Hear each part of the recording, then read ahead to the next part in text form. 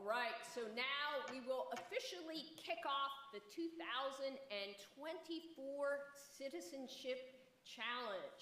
We're kind of like football in the Super Bowl. We have our championship in the next year in 2025. We're excited to have you here, everyone.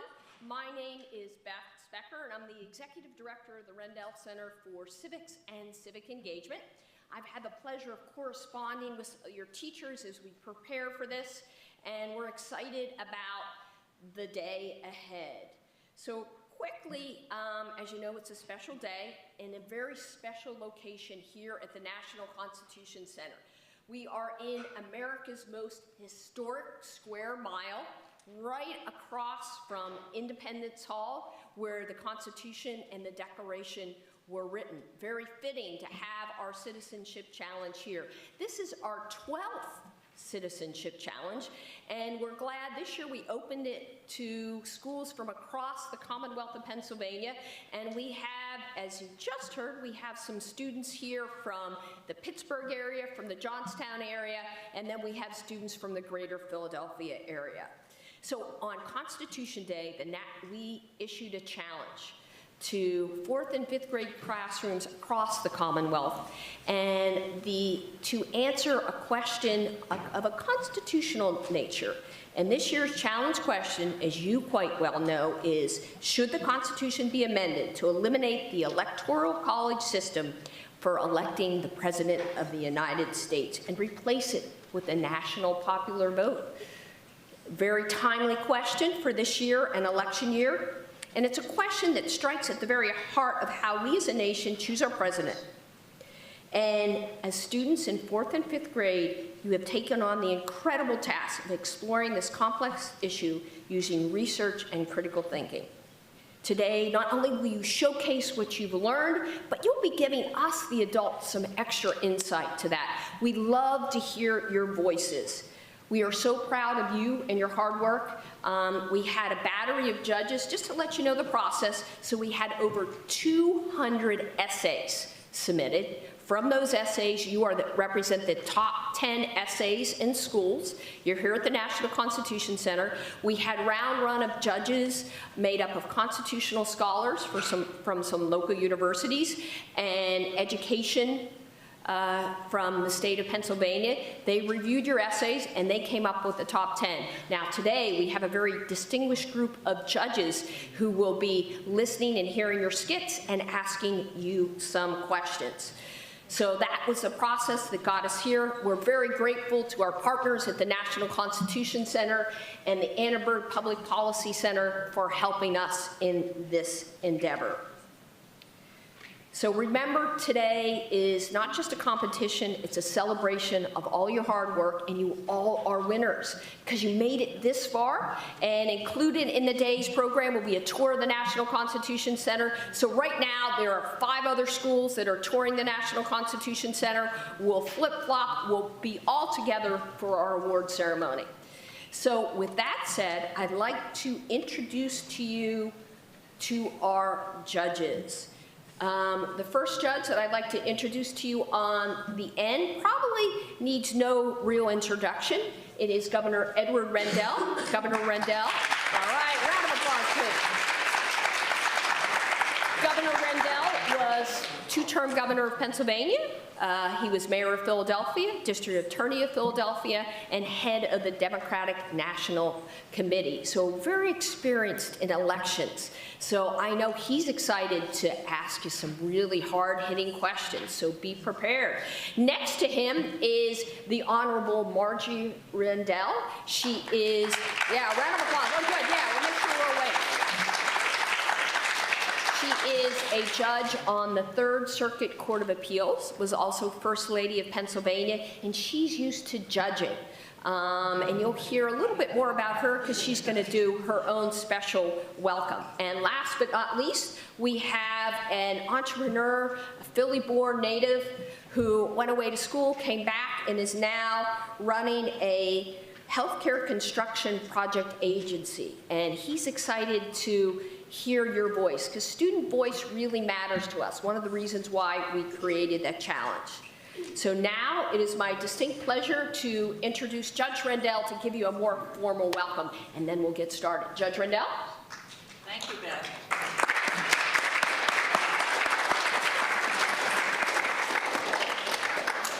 So as Beth said, I'm used to judging, and Ed Rendell is used to judging this contest because we are the founders of the Rendell Center for Civics and Civic Education.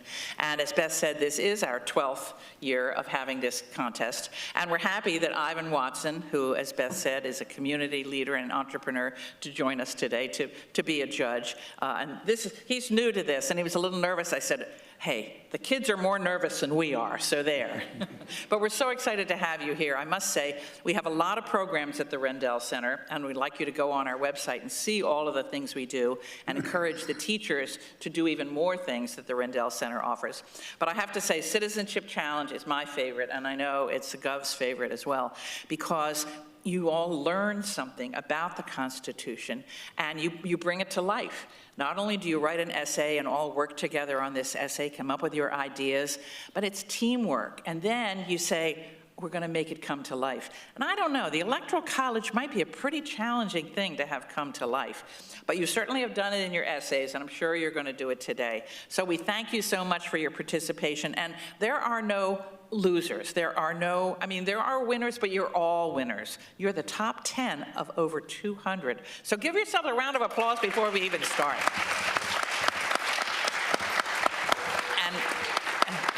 And whatever happens, and it's going to be very close. We've read these essays, and wow, they're really good. You learned a lot. You did research, and you learned how the Electoral College can make a difference. Some of you thought it was not a really good difference, because several times in our government, the person who won the popular vote didn't win the presidency because of the Electoral College.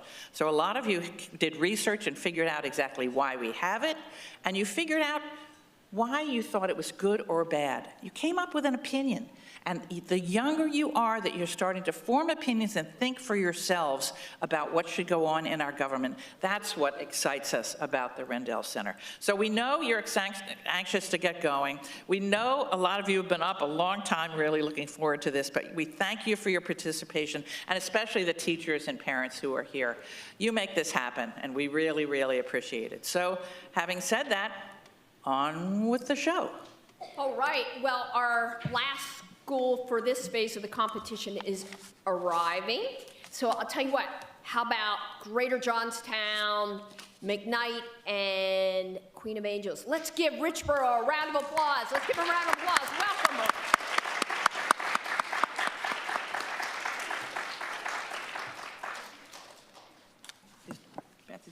We'll give them a little change of venue here. We'll give them just a moment to get seated. And let me explain a little bit about how we're actually going to run the challenge. So I will call the school up, and you're going to come up and see these stairs here. You're going to walk up here and get set. If you are going to use a microphone or you're passing microphones, you can take them from here. If you need a podium, you may use the podium, and you'll do your presentation from here. Then we'll stop, and I'm going to ask everybody to make a switch, and you're going to come right to about here, and the judges will ask you questions. Does that make sense to everybody? And then you're going to go back down and take your seat. All right, let me see some thumbs up. How many people got that? All right. So Richboro is seated. We are a packed audience. Parents, I'm sorry, you can fill in. There's some seats down here. There's some extra seats in that row there. If people want to fill in, we're a tight audience, but that's good. That makes it exciting. There's a lot of people who want to hear what you have to say. The student voice is very special and very important. I'd also like to recognize some of my board members that are here today from the Rendell Center. You have met our president and our vice president, but we also have in the back reading it, everyone, Jenny Mae Onquist. Jenny Mae, wave hi. There's also Jesse Rendell. Jesse, wave hi to everybody. Somewhere is Matt Tom. And just arriving is Donna Cooper. We thank them for all they do for the Rendell Center. So, boys and girls, are you ready? All right, are you ready? I don't know, I don't hear much enthusiasm. Are you ready? All right. So without further ado, could my friends from Greater Johnstown come on down?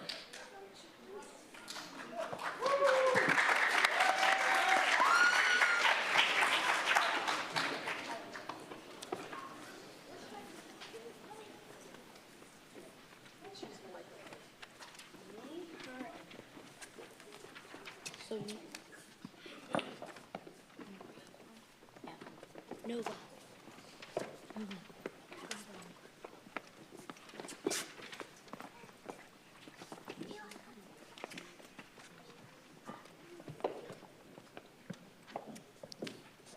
Whenever you're ready.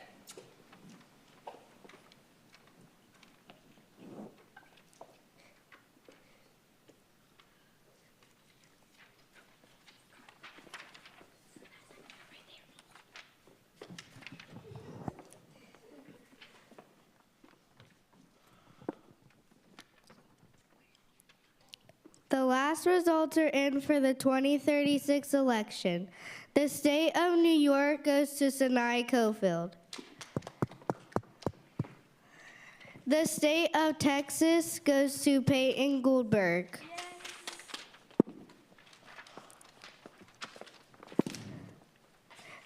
The state of Pennsylvania goes to Sinai Cofield. Guess what? Even though more states voted for Sinai Cofield, I got the popular vote. I'm going to win the election. This is super exciting. Sinai Cofield won the election. What? I got the most votes. 8 million people voted for me. How am I not the winner? This doesn't make any sense. Peyton Goldberg ends up with 8 million votes and 40 electoral college votes. Sinai Cofield finishes with 7 million votes and 47 electoral college votes. Cofield won the election because she earned more electoral college votes, even though more people voted for Goldberg.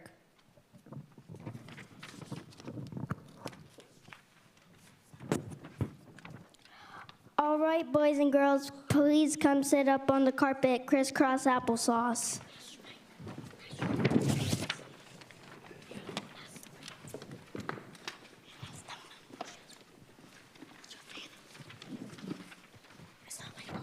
Liam, I told you to stop talking to Chase.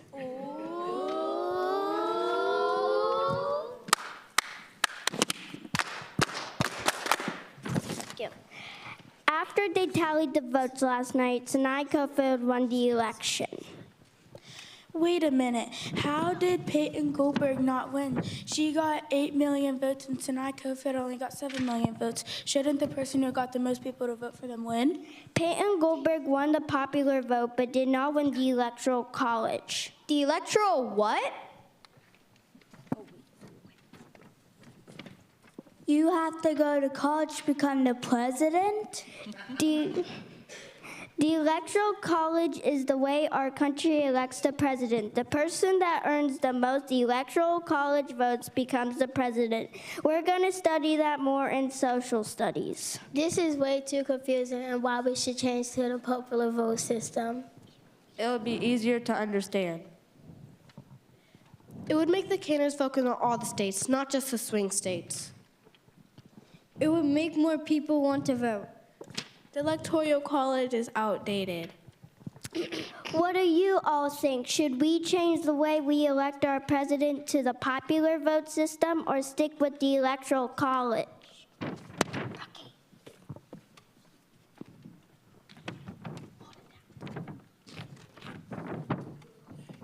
You're asking us? We're asking you.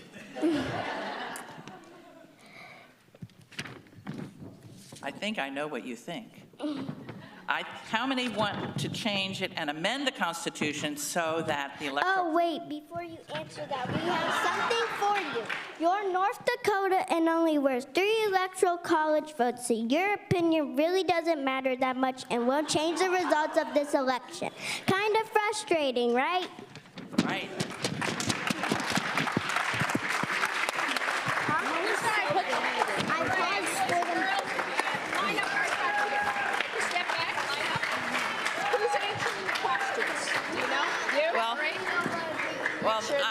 say that's the first time I've let somebody ask me, the Wait, judge, a question. Us three. Yeah. Okay. So that was pretty unique. There we go. There you go. All right, everybody, take a step back and let's put our three right here. Judges. All right, so you said electoral what? Electoral college. The founding fathers decided the electoral college should be the way to have the president elected. Does anybody know why the founding fathers thought that this was a good idea, to have electors rather than the individual citizens vote for the president? It wasn't in your essay, but I just wonder if you figured that out. Anybody know? Somebody else might be able to help. Anybody know? Okay, well, one of the reasons was because they thought that the individual citizens didn't have a way of knowing who the candidates were back then. Of course, these days, you have a way of knowing a lot more than you want to know about who the candidates are. But that's what the founding fathers thought. So, Ivan, do you have a question? Yes. Can anyone tell me what a swing state is? A swing state is like a small state, and the candidates only focus on those because they have less people, and it makes more people want to, like, the candidates focus on them more because they help them more than the actual big states. All right, anybody else have an idea? Yes. Because they want to get more points, so they think they have a chance at winning. Okay, anybody else, swing state? Okay, well, you did a great job. Thank you very, very much. Round of applause. They came all the way from Johnstown.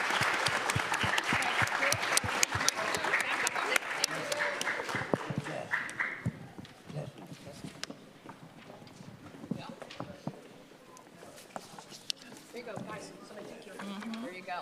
All right, let's keep a round of applause going.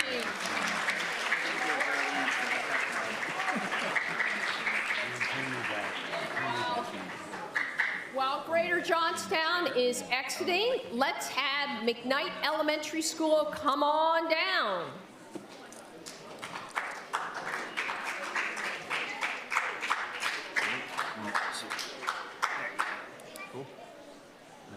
Huh? Just don't slide forward. You gotta, what? McKnight? No, you're good. You want to come up? No, I locked it. Up this way. Just try to keep your butt back here.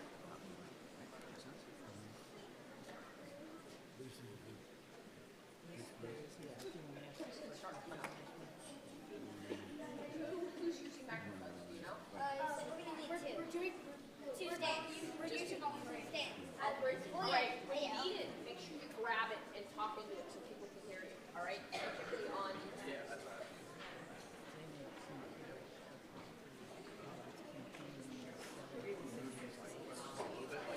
This one not, but these you can, wherever they want to go. They're also cordless, so they could just. We just figured it would be easier if they stood around them, because otherwise if they're passing it back, it might be tricky. That's awesome. Thank you. Okay.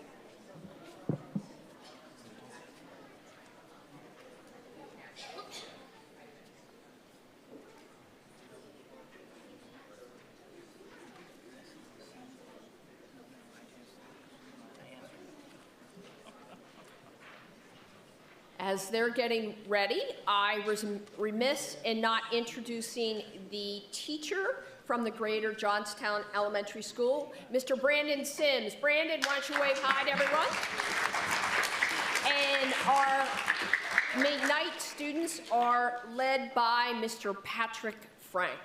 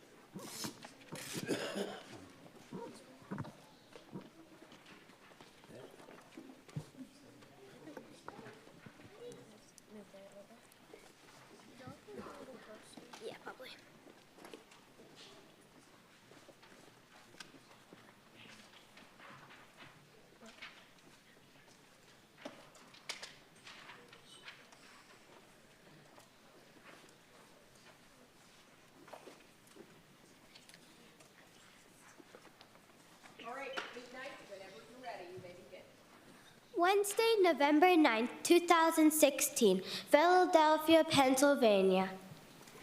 I can't believe it's happened again. What? What happened? The presidential candidate who got the most votes lost the election. How does that happen? Hillary Clinton won the popular vote, but she lost the Electoral College. What's the Electoral College? It's not really a college. It's the system we use to elect our president. Well, who came up with this system?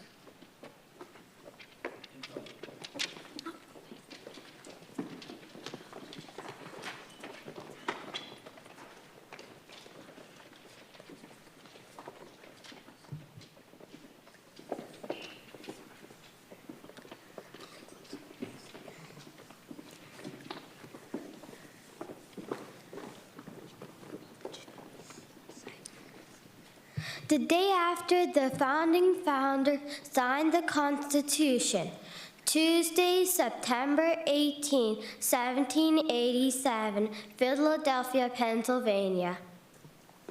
Well, we just couldn't let the people decide. But isn't that why we broke away from England in the first place? Yes, but we couldn't let them have all the power. They wouldn't know what to do. And they wouldn't even know all the candidates. Maybe we should have let Congress decide, but wouldn't that give them too much power? Or the states too much power? What we needed was a compromise. We weren't getting anywhere, and frankly, that convention dragged on long enough. Do you think this will work? That if the manner of it be not perfect, it is at least excellent. I wish we could see into the future to see just how excellent.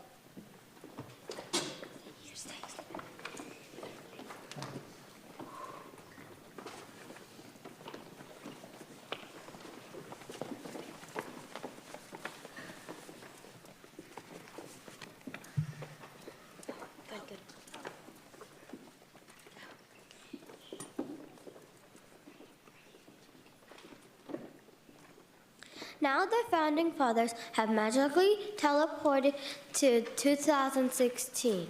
The debate begins. Whoa, who are you? How'd you get here? We're the founding fathers, and we've somehow appeared. Madison, Jefferson. Hamilton. Mason. Well, we're glad you're here. There's a big problem we're facing. Mason just said that he wished we could see into the future, and here we are. Good, because we have a bone to pick with you. What? We just signed the document. It's as good as new. The Electoral College? What was that? It was a great compromise. You kids are brats. A great move in 1787, but times have changed, man. Well, we made a system that could be changed. Can't you stick with the plan? Good luck. We've tried more than 700 times. The amendment process is too hard. There's no compromise. We keep having candidates with the most votes lose. It's like the people can't choose. You ever played hoops and scored more points than lost? What's hoops? Never mind. Well, what's the cost? The cost? Hillary Clinton had more votes yesterday, but lost. She's not going to the White House any day. Sometimes that's how it works, okay? That might have worked when we had 4 million people, but not today. Now the country has 330 million. Shouldn't they get a say? Do the people know the candidates? Yes, we know them too well. It's giving us fits. How many candidates? Just 2 for all the states. Just 2? Do they debate? Yes, they do. On TV, and the internet keeps us up to date. Well, we were worried about a Democratic mob. Well, now we have enough law enforcement on the job. How many times has the presidency been ripped away? 5 times total, including yesterday. Twice since 2000, to our dismay. But isn't it great to have candidates visit your state and engage in debate? That's the problem. They don't visit each state. They only visit 7 or 8. The other states are decided way before Election Day. So some voters feel they don't get a say. If they live in California or Texas, their vote gets thrown away. Not thrown away, per se, but not counted like PA. All your points are true, but what could we do? Where was your crew when we needed you? It may not be working today, but we needed it that way. Back in our day. Sorry, guys, we have to be on our way. Best of luck in the future. Hopefully it won't stay this way.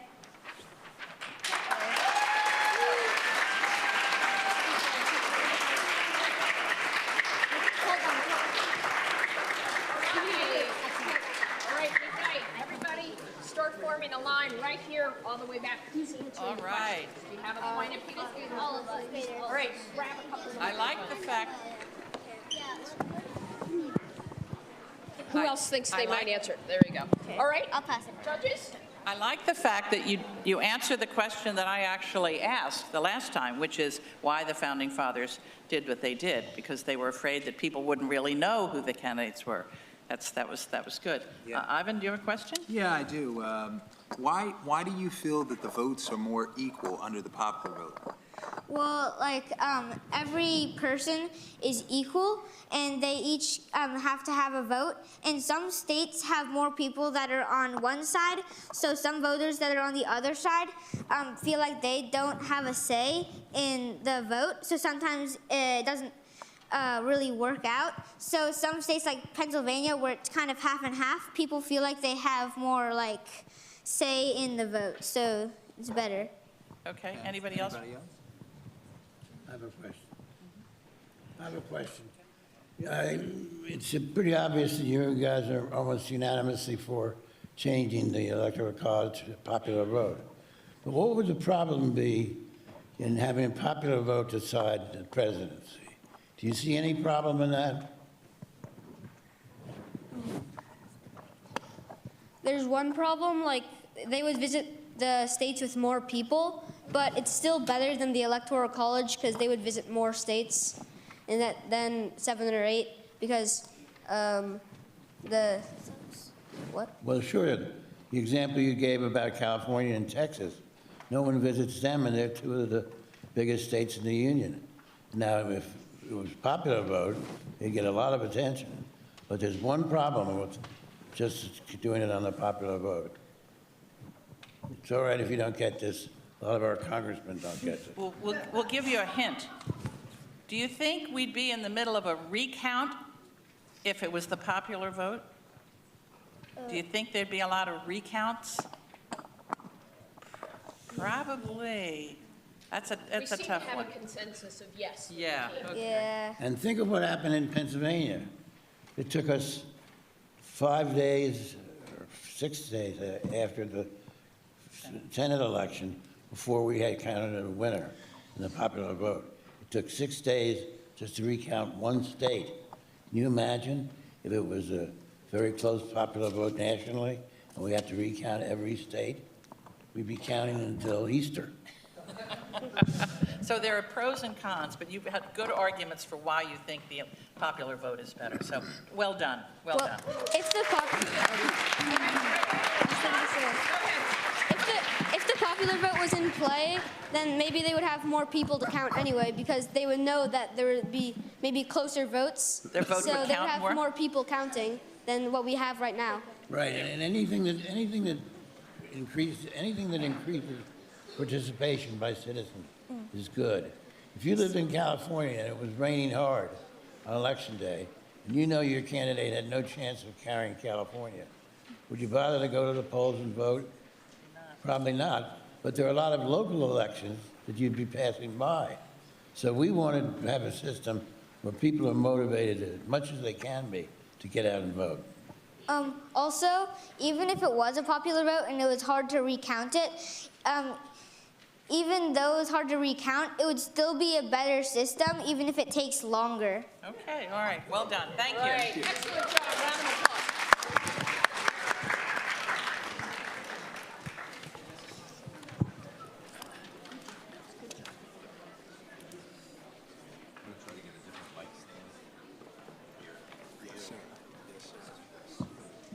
How about our Queen of Angels school start coming up? Queen of Angels.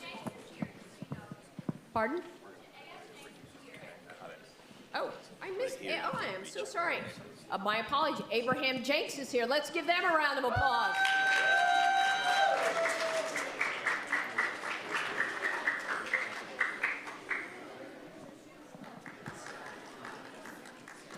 And the Abraham S. Jenks teacher is Emma Conley. Emma Conley. Give her a round of applause, everybody.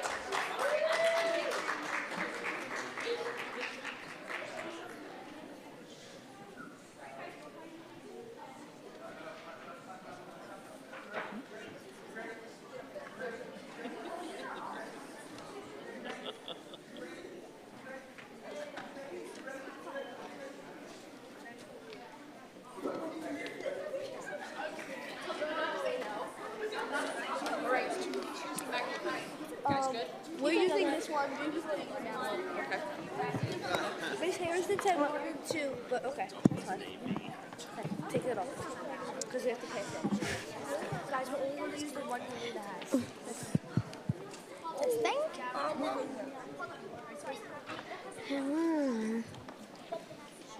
3, 5, 4.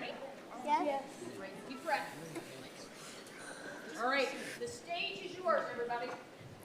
Hello, folks. Welcome to ABC News. I'm Alina Sadi here with Mackenzie Kusha.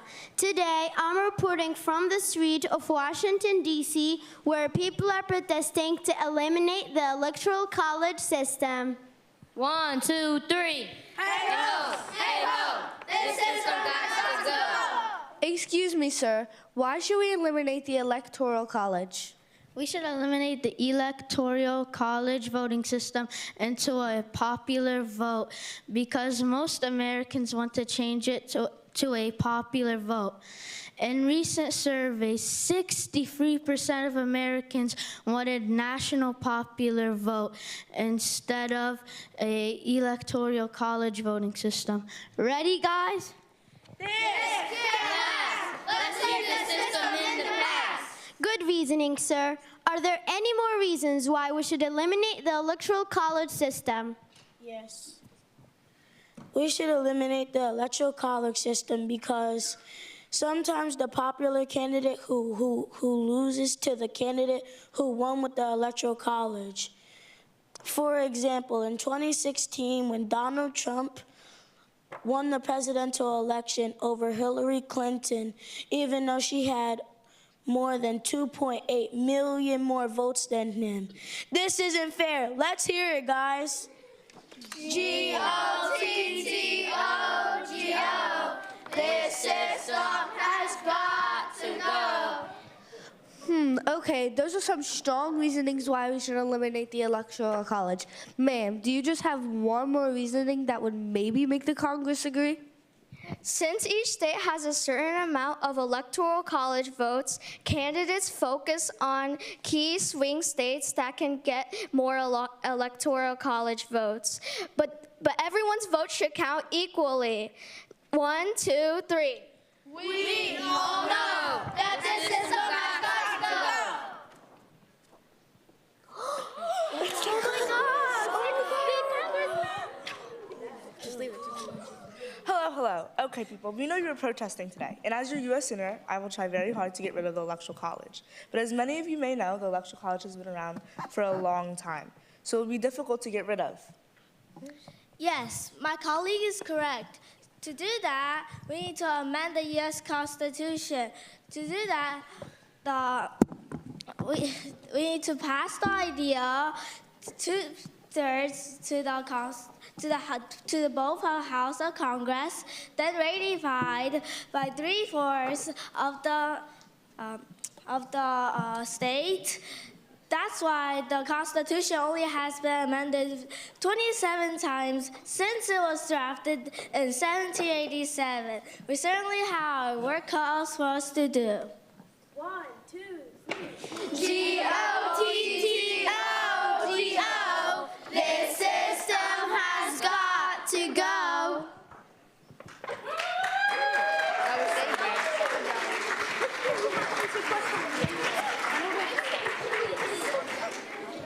Okay. Who's answering the question? All right, there was some Grab the microphone if you're one of the people that answer the questions. And come forward. Everybody else make a step back. all right, they're pretty strong views there about the popular vote. All right, right up here. All right, judges, they're all yours. All right, we have a couple questions. Ivan? Yes, thank you, Judge. Is Pennsylvania a swing state? If anyone can tell me, and yes. why?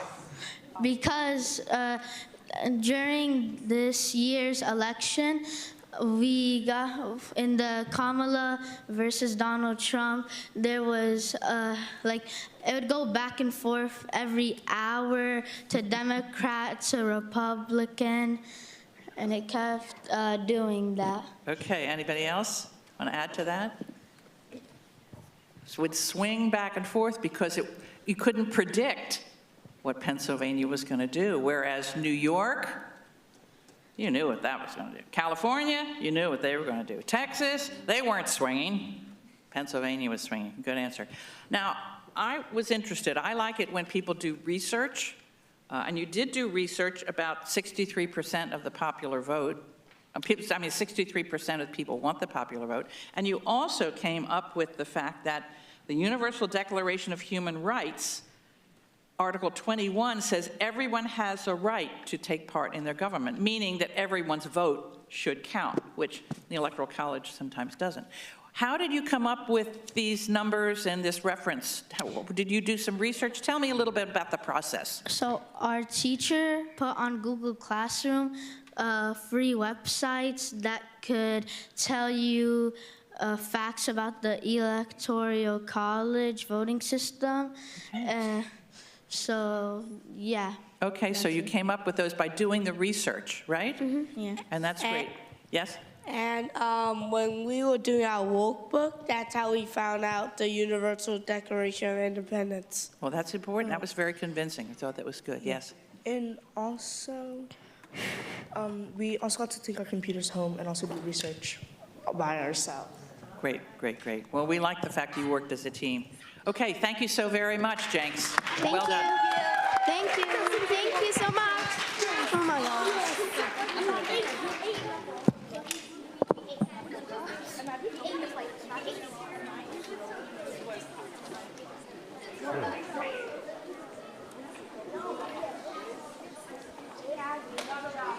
All right, ladies and gentlemen, let's give them a round of applause as they exit. Good job, Abraham Jenks School.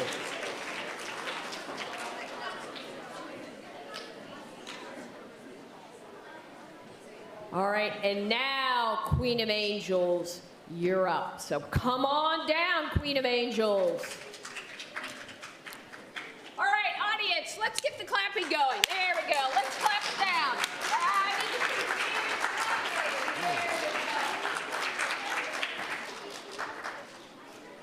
How about, what do you think is right? Do you think we can do a constitutional wave while they're coming up? Think you guys can do it? First row, up and away.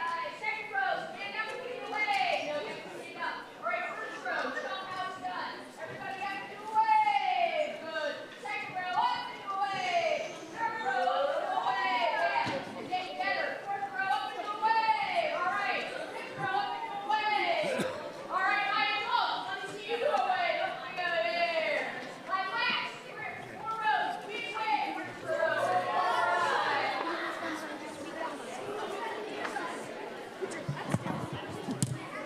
All right, you've got the people who are speaking in microphones. Okay, guys. Hey, can we move these? Good job. All right, whenever you're ready. Welcome, everyone. My name is Maeve, and today we are having a debate at Queen of Angels School. Each one of you represents a different grade, and I need to use the best arguments. First up, Lizzie, you're in pre-K. What does pre-K need? Okay, I'm Lizzie, and preschool needs some toys. We need more naps because I need one like every hour. We need more snacks, and we need glitter for the floor so it looks like a party. And we also need stickers, like a ton of stickers. Now, Q, you're in 5th grade. What does 5th grade need? Hi, I'm Q, and 5th grade needs responsibility. We need harder projects that require a lot of research. Also, less baby stuff like glitter and snack breaks every 5 minutes. We're ready for real responsibility. Oh yeah, and we need longer breaks because we're more focused on, learning. Very mature, Q. Finally, Peyton, you're in 8th grade. What does 8th grade need? I'm Peyton, and 8th grade needs all the things. First, we need the best seats in the classroom. We've earned it. No more sitting next to the little kids. We need harder, more complex assignments. And to be honest, we need more responsibility. So, yeah. Well, it looks like every grade has its own unique needs. Yay! Hi, my name's Olivia, reporting live from XYZ News. Today, we're monitoring a debate about the Electoral College. Each of you will tell us what your state needs to succeed in our country. Let's get started with Samira. Samira's from California, the largest state with 54 electoral votes. What does California need? I represent California, and we need everything. First off, better tech, tablets, giant screens, and to power that, we need Wi-Fi. I'm talking lightning speed. And let's not forget about celebrities and entertainment.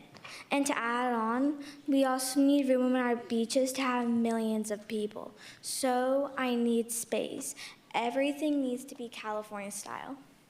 Well, California certainly has big needs. Now, David, you're from Texas with 40 electoral votes. What does Texas need? Howdy, y'all. I'm from Texas, and I need everything big. Everything needs to be Texas size, especially the food. I'm talking tacos, barbecue, the works. I don't have time for small stuff. I mean, we got the biggest state. Oh, and giant cowboy hat for everyone. A cowboy hat in California? It would be hard to change the Constitution for everyone to wear a cowboy hat. Texas certainly knows how to make a statement. Now, finally, Ava, you're Pennsylvania with only 19 electoral votes. What does Pennsylvania need? I'm from Pennsylvania, and we don't need too much. We just need to be heard. And we also need our soft pretzels. Maybe good jobs and good retirement for our citizens. It's about quality, not quantity. But everyone in our state needs to eat soft pretzels. It might be hard to get a popular vote about soft pretzels, but they are tasty. Well, it looks like every state has its own unique needs.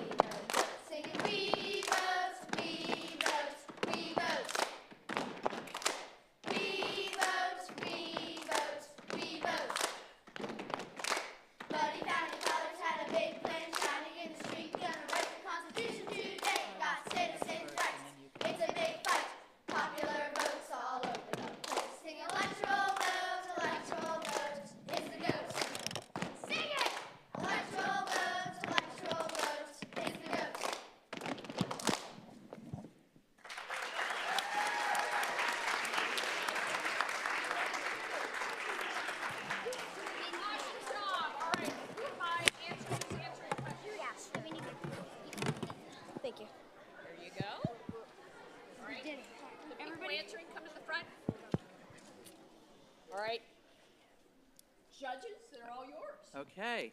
Ivan, do you have a question? Yes. Why do you feel that there will be a larger turnout with the popular vote?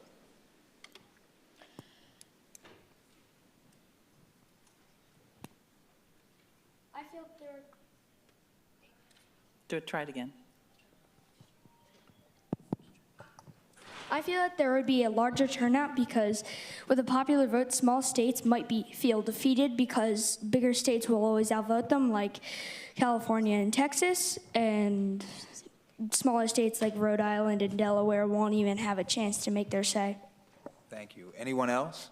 When we voted for student council, it wasn't fair for the younger students because they had to vote as a class, so they couldn't hear, so not everyone wanted what they got. Okay.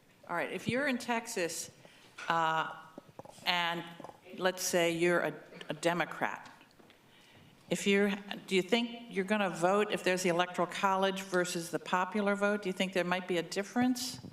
It's presumed that Texas is a Republican state. I mean, I'm just saying as a matter of fact. So what do you think? You have more incentive to vote with the popular vote system or electoral vote system? I think with the Electoral College. All right, with the Electoral College, maybe. Anybody else?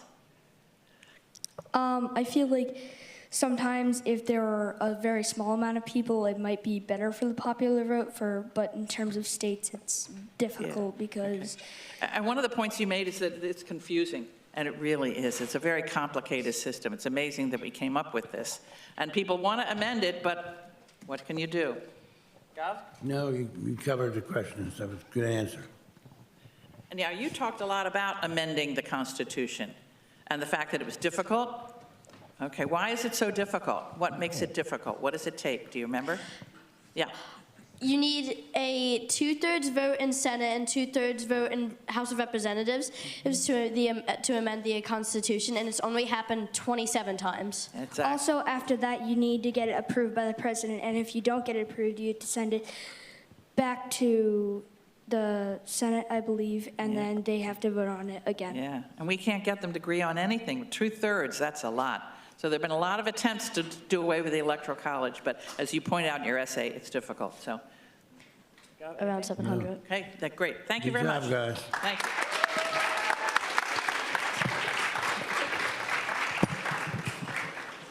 And for those of you who want to visit our website, one time we had Queen of Angels here, and they came in and they got one of the checks, and they took a video of their bus going back to the school, and the nun getting out, and all the kids from the school were rallying around and cheering them. It was really fun. So Queen of Angels, we're glad you wanted to participate again. I think that's on our website, isn't it, Beth?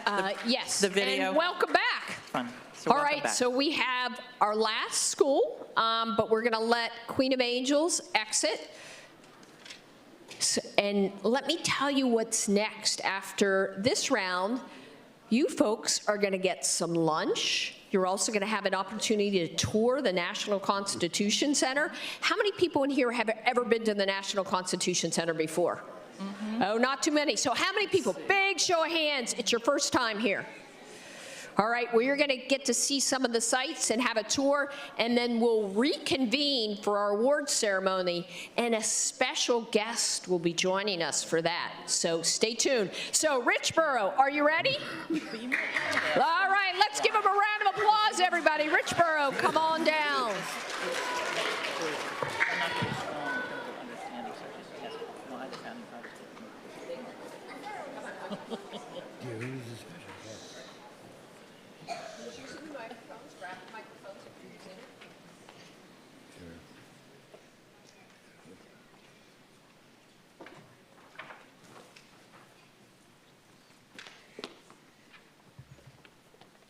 Whenever you are ready, you may begin.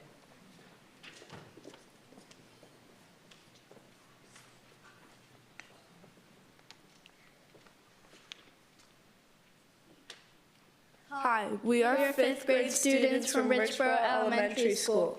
I'm John. I'm Juliana. And I'm Lily. We believe that the candidate that wins the popular vote should win the election because everyone's vote should be equal. Throughout our presentation, we'll be using visuals and diagrams to convey hypothetical scenarios. You will notice we use purple and orange to represent two different political parties to avoid any bias in our presentation. Let's take a look at this scenario.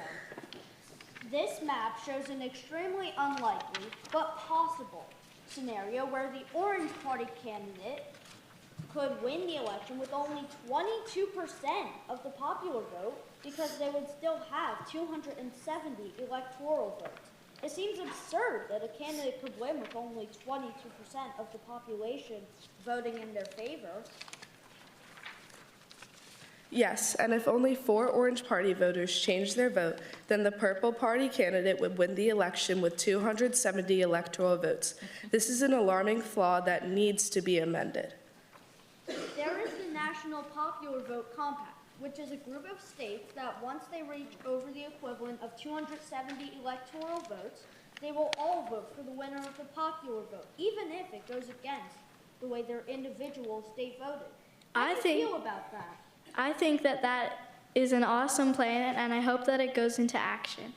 Do you think that there's anything that could go wrong with using the popular vote to decide an election? No, I think that having the popular vote is a very safe choice. It gives each individual citizen an equal say in determining the outcome of the election. Right now, with the Electoral College, votes in states such as Wyoming or Vermont count more than the votes in California or Texas. The only potential problem with using the popular vote is that a candidate might not visit small states like Vermont and Wyoming, but they typically don't visit them now anyway with the Electoral College. This diagram represents a simplified depiction comparing the electoral and popular votes of two fictional states, In this example, using the Electoral College, the Orange Party would win with only 1/3 of the popular vote. Even though the Purple Party had 2/3 of the popular vote, the Orange Party still won the election by 2 electoral votes. How do you feel about this diagram? I know that this is a diagram can demonstrate what could happen to the whole country. It actually has already happened in 5 presidential elections, just not to that extreme. The examples are in the years 1824, 1876, 1888, 2000, and 2016. This chart shows how many electoral votes certain states have compared to how many they should have based on their population. What do you think of the over/under of votes for almost all of the states in our country? I think that this is unfair to voters in those states. Using the popular vote would remedy that problem. As you can see in this chart, Indiana is an example of a state that has met as many electoral votes as it is supposed to. However, California, Texas, Vermont, and Wyoming are way off. Here's a scenario for you to consider. Would you rather have a system for choosing the president be 100% accurate to the votes casted, or a system of voting that is accurate to what the people voted only 91.5% of the time? I would much rather have a system that delivers accurate results 100% of the time, not 91.5% of the time.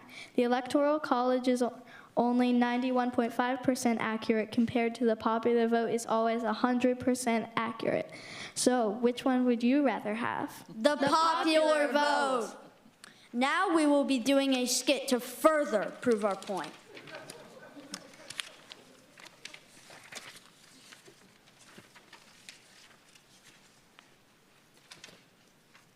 Make sure to go out and to vote, and remember, if you are a Californian, Texan, Pennsylvanian, or from any state with over 11 electoral votes, that your vote counts less. And if you're from a state with 10 or less electoral votes, that your vote counts more. Happy voting, everyone.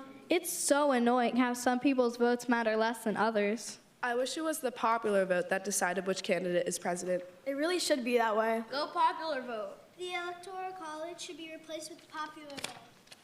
Have any of you heard of the National Popular Vote Compact? No, what is it? It is a group of states that once they reach the equivalent of 270 electoral votes, it'll go into action. The states a part of it will pool their electoral votes and vote for the winner of the popular vote, even if it goes against how their state votes. It is a great idea because it will mean that the popular vote is not technically in use, but it basically will be in use. Go National Popular Vote Compact! These are the reasons why we think the popular vote is a much better choice than the Electoral College to determine who will be president. Thank you for watching our presentation, and thank you for your time. All right.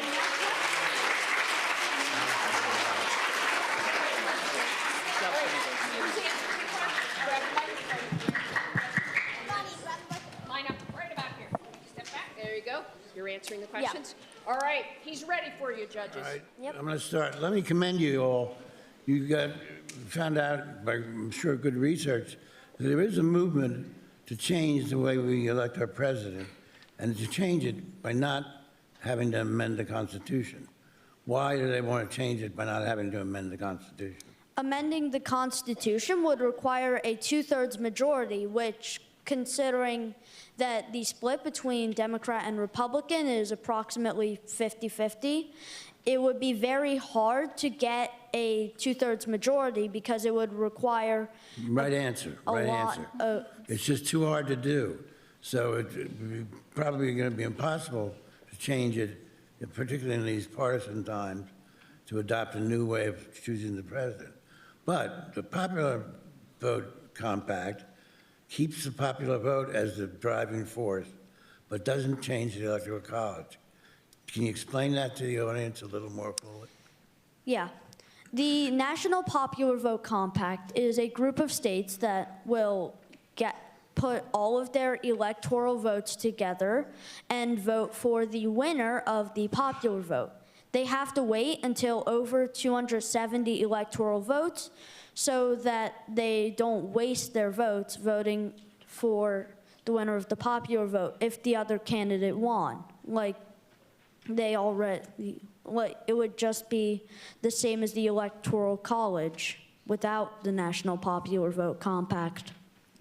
And it's very good because it can be accomplished without changing the Constitution. Now, I think they're up to about 230 or 220 states have pledged their electoral votes to the winner of the popular vote, but they need to get another 40 or 45. And Pennsylvania hasn't decided yet because Pennsylvania doesn't want to give up its advantage, being a swing state and being the center of attention every election. But it would be a very good way to do it. Good. Excellent work. Good for pointing that out. Yeah. Excellent Ivan, work. do you have a good question? Yes, I promise this isn't a trick question, but I'd just like to hear it direct. Why do you feel that the Founding Fathers were opposed to using the popular vote? They thought that the regular voter would not know enough information about the candidates. And they thought that people would vote misinformed. Meanwhile, specific representatives would vote informed. Plus,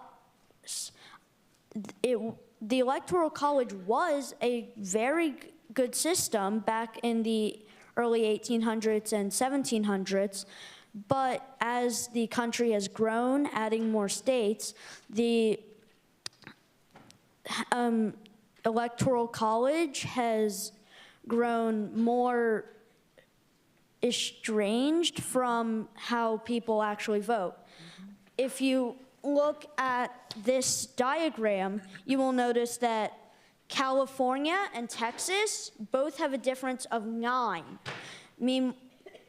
electoral votes. They should have 9 more than they have. Meanwhile, Pennsylvania should have 2 more, Michigan should have 1 more, and Vermont and Wyoming should only have 1 instead of 3. They should have less, exactly. Good. Okay, well done. Thank you very Good much. job. Good job.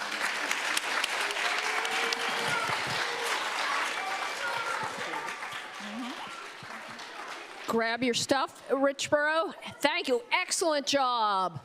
Let's give them a round of applause. One more, last time.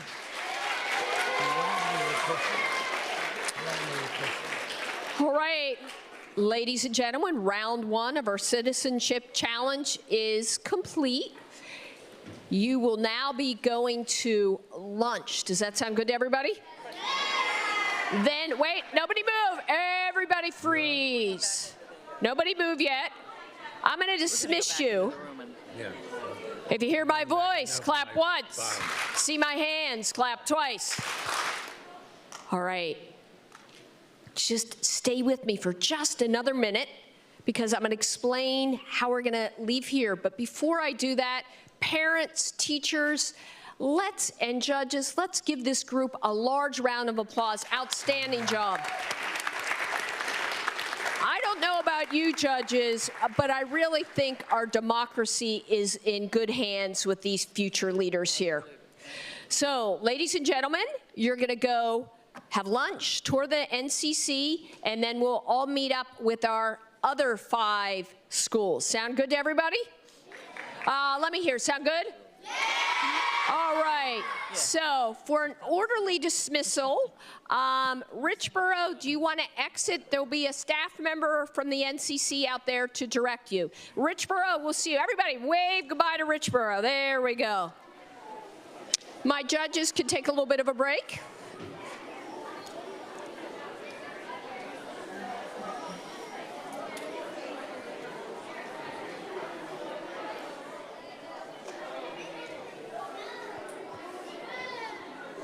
Everybody else stay seated. Stay seated.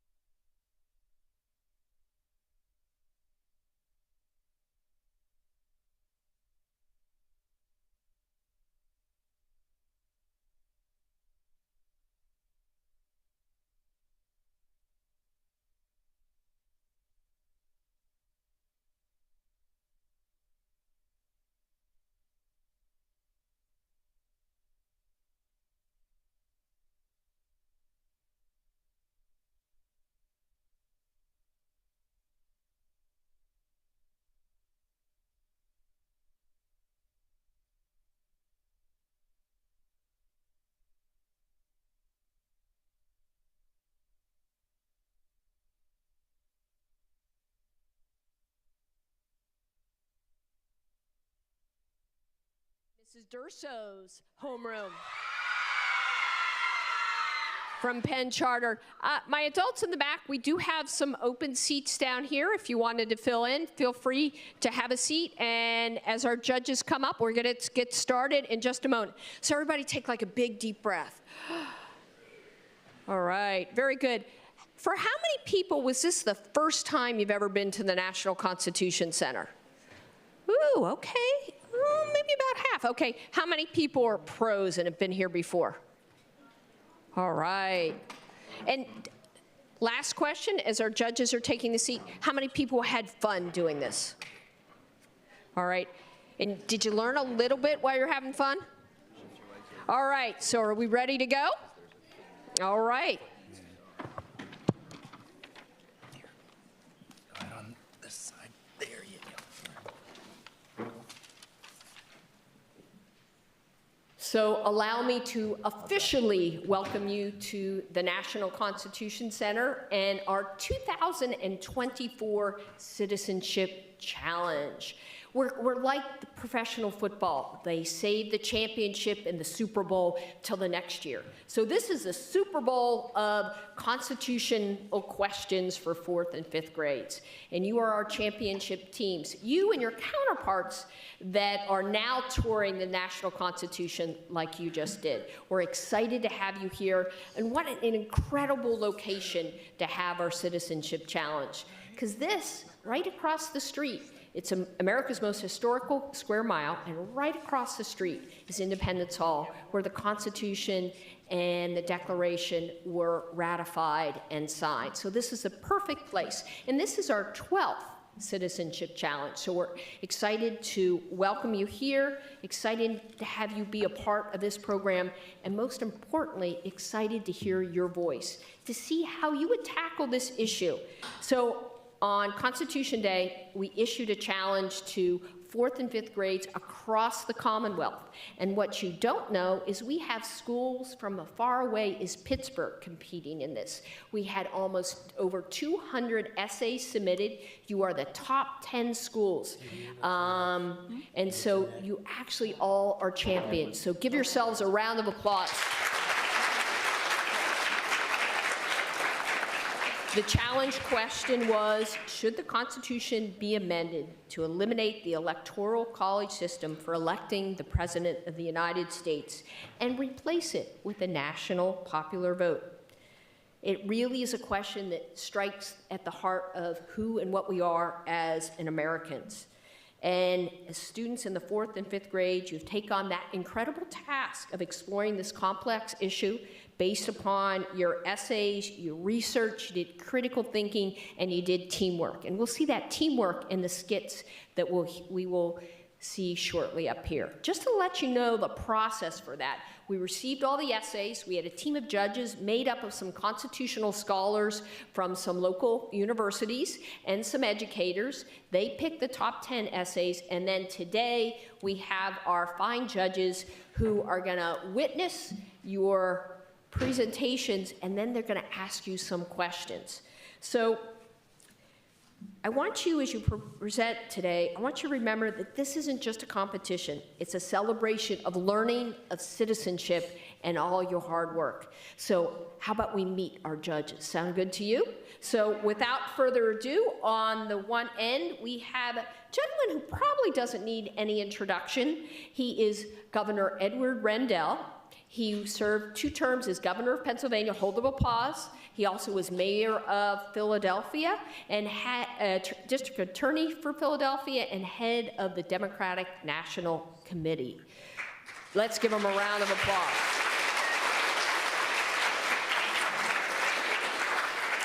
And just a little side note, this competition was really his inspiration, his brainstorm. And you'll see a little bit, look for some hard-hitting questions from the governor. So next to him is the Honorable Marjorie Rendell. She was First Lady of Pennsylvania, but she, in her own right, was a lawyer, a judge, and now a judge on the 3rd Circuit Court of Appeals. And she'll be keeping our other 2 judges in line, since that's what she does as a profession. And lastly, we have a Philadelphia native, went away to college and then came back back here to Philadelphia and is really an entrepreneur of critical acclaim. He runs a healthcare construction project. He is passionate advocates for small business and local job creation, champion opportunities that strengthen both community ties and foster economic growth. So we're delighted to have you with us. Mr. Ian Watson, everybody, Ian Watson. And so what I would like to do is have Judge Rendell just say a few words of welcome, and then we'll get started. Judge Rendell? Thank you, Beth. Well, as Beth said, this is the brainchild of Ed Rendell. He and I founded the Rendell Center over 12 years ago, and this is the most fun we have all year long. We have a lot of programs. Go to our website, Rendell Center, just Google it, and you'll see literature-based mock trial or read-aloud programs, but this is the crowning achievement that we think, and it helps youngsters learn who they are as citizens. They learn about our democracy. They learn about the Constitution. I mean, how many of you heard about the Electoral College before we did this essay contest? How many of you? Well, okay, some of you did. You're ahead of the game, but most of us, and I bet some of you taught your parents about what the Electoral College is. Yes, some of you taught your parents, and it's complicated. But then when you think about it, and you realize whether it's a good thing or a bad thing, you start thinking about what our country's all about. Is it about one man, one vote, one woman, one vote? Everybody has a vote, but maybe the Electoral College, maybe you don't. So we like the fact that you think and you can understand by learning through the Citizenship Challenge. This essay contest, we think, is key to your understanding. Creating the next generation of citizens is what we do.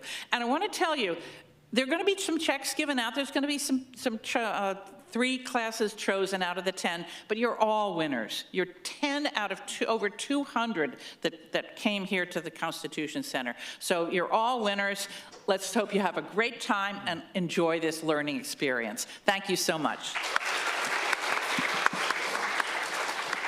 Let me echo the judge's thoughts. We're very proud of you, your hard work, but we also want to thank your teachers and your families for allowing you to participate in this challenge and guiding you in that way. We're excited to begin. I would be remiss if I did not thank the National Constitution Center as our partner in this incredible facility for hosting us here today, as well as our partner, the Annenberg Public Policy Center.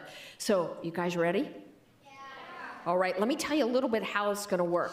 I'm going to call each school up, and you're going to come up on these steps here. You're going to take your position. If you need a microphone, you'll grab the microphone, and you'll do your presentation. And then I'm going to ask the students who will be answering the judges' questions to come forward, and we'll line you up to answer the judges' questions. Sound okay to everybody? You sure? You ready? All right, so without further ado, can I have Radnor Elementary School, their teacher Todd Serpico, come on up. Serpico.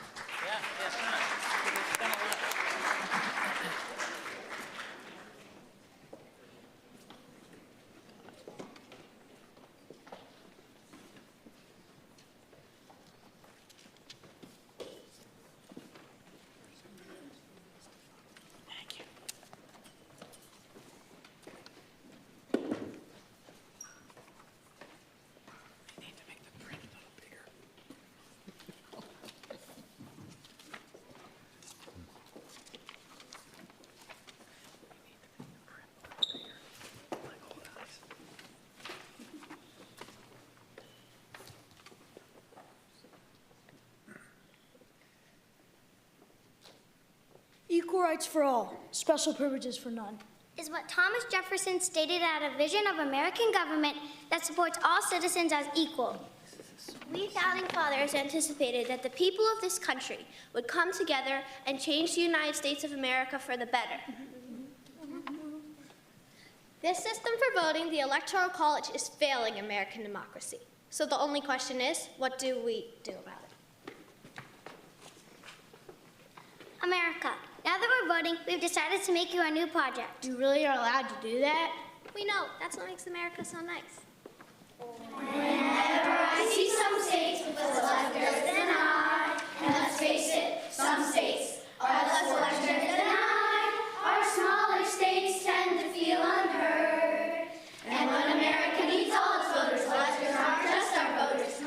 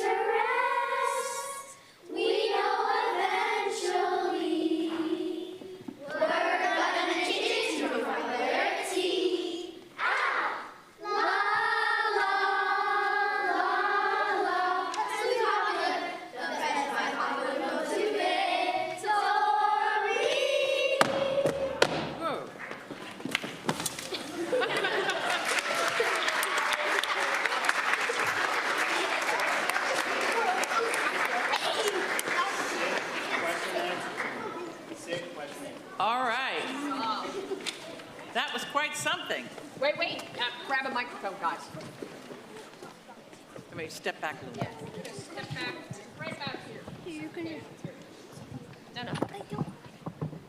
Voila, there you go. All right, I think we got the idea that you want the popular vote. I think we got it. You talk about Ben Franklin in your essay. What do you think Ben Franklin would say today about the popular vote versus the Electoral College, and why? Anybody?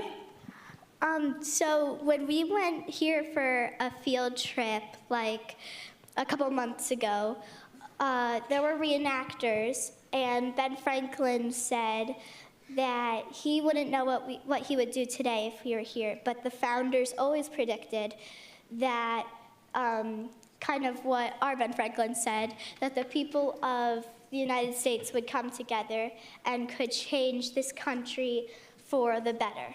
Okay. But it's tough to change, isn't it? Yeah, can I add on to that? I think since the founding fathers wanted each and every person to have their own separate rights, if everybody can vote for what they believe in, it would all stack up and make it even for everybody. All right, so you think because they wanted everybody to be an individual, they would want the popular vote versus the Electoral College? Mm-hmm. Okay. Thank you. Gov, did you have a question? Do you see any problem that's created by going to the popular vote that doesn't exist now? Is there any problem you can see that would create? I think there will be some flaws, but even if we keep the Electoral College, there are still problems. Nothing's going to be perfect. So even with the flaws, I still think that the popular vote process will be better.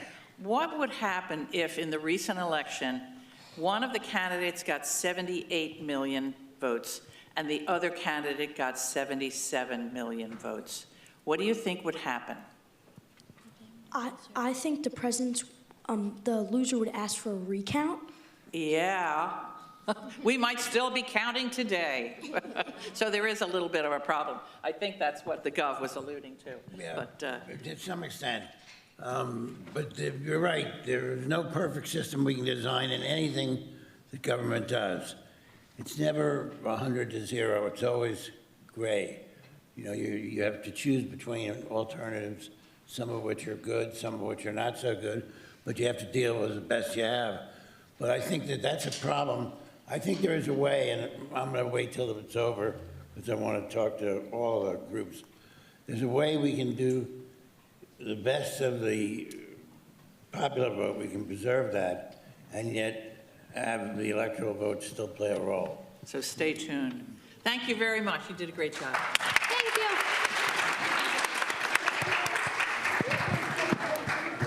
Very nice. Did you? Just grab the state.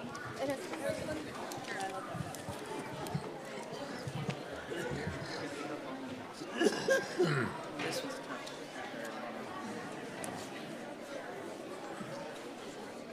All right, a large round of applause as they exit.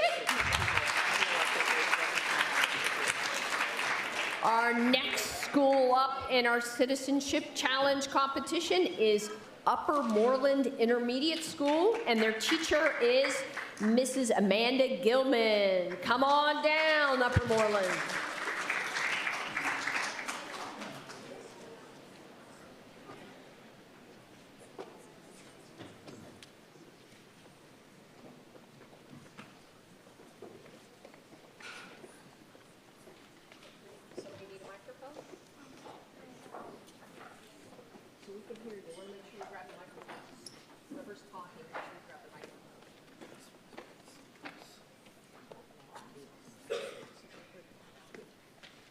Are you talking?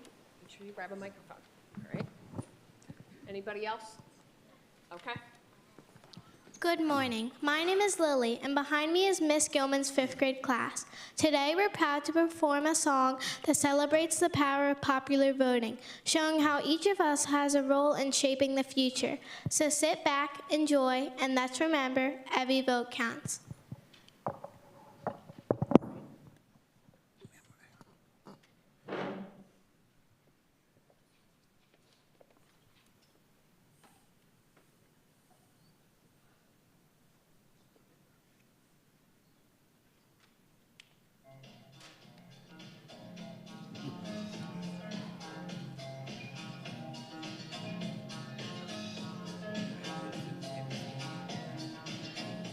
you can tell by the way I use my vote, every vote should count.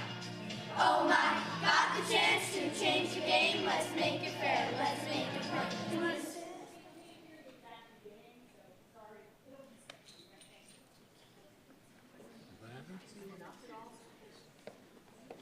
So if I put this.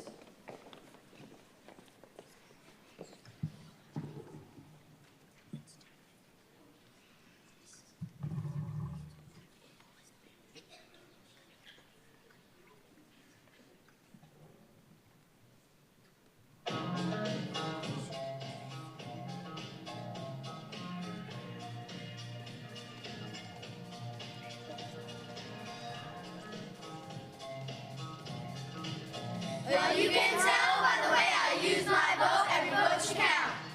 Oh my, got the chance to change the game. Let's make it fair, let's make it plain. We need a system that's right and true. Popular vote for me and you. No more electors making the call. Let's hear the voice of each and all. Staying alive, staying alive. Every vote counts, every vote counts. Let it thrive, let it thrive. Staying alive, staying alive. With the national vote, we will arrive.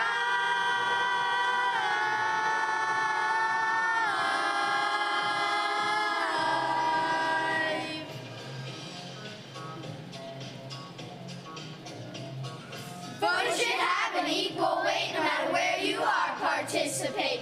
The candidate with the most has to goal. Let's unite and make it whole. Every citizen, let your voice be heard. In this great nation, let's spread the word. Voting trends will surely rise. With every ballot, we'll claim the prize. Staying alive, staying alive. Every vote counts, every vote counts. Let it thrive, let it thrive. Staying alive, staying alive. The national vote, we will arrive.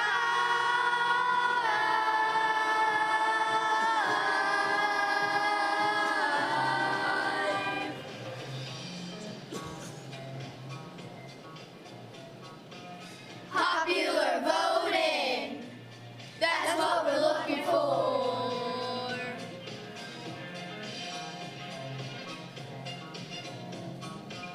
Popular voting, that's what we want, oh yeah. We can change the way that we decide with a fair system.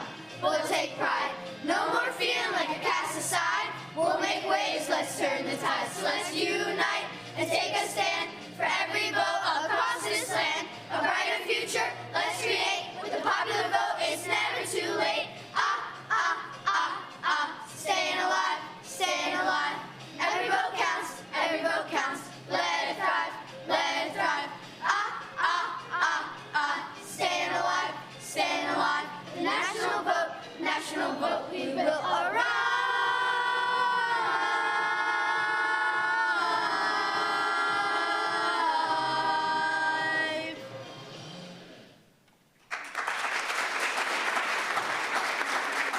Those of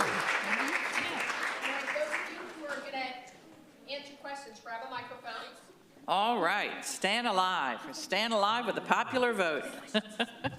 Ivan, do you have a question for the youngsters?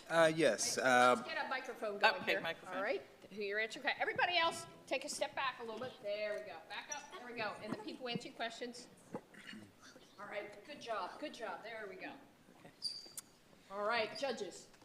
Yes. Why do you feel that the people's vote do not matter with the Electoral College vote? We feel that it doesn't matter because like we'll vote and one person might get more votes and then the government might say, well, we want this person to win, and their vote isn't being heard if the person they want to be like president doesn't get voted for president. Thank you. Anyone else? Else? Thank you. Judge? Okay. One of the problems with the Electoral College is that, or with the popular vote, is that only certain states get paid attention. because other states like Texas and California, everybody knows which way they're going to go. So you have only some states that get attention called swing states. Was Pennsylvania a swing state? And does anybody know why it was if it was a swing state? Anybody? Anybody know what a swing state is? Yes. I don't know what a swing state is, but I do think that so Pennsylvania, I think that they are like, if one person is just like voted, if everybody thinks that the same people are voting in the same states, like they're not going to get like a good chance to actually, for their voice to be heard. But if every vote counts, like our song, every vote counts with popular vote, so more voices will be heard. Okay, and maybe more people will be encouraged to vote if it's a popular vote versus the Electoral College. Okay, good. All right, great. Thank you so much. Terrific.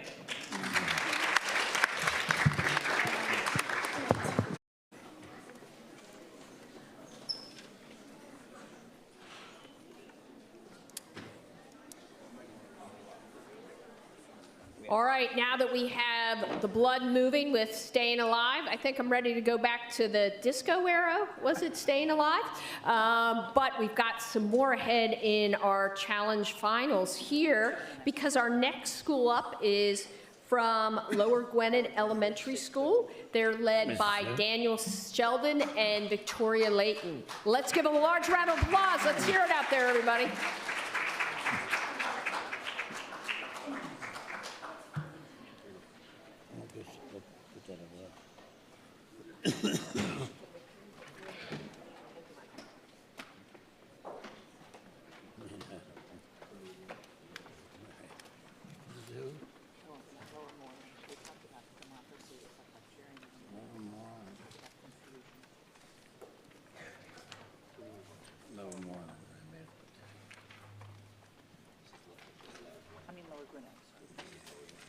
That was upper one.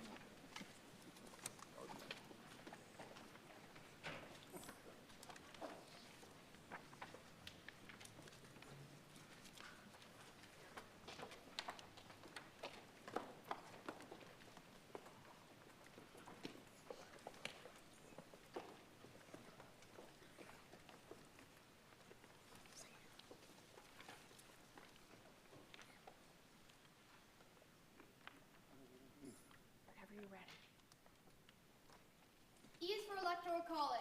We think it should be eliminated. L is for listen. Listen to us. We need a change. I is for information.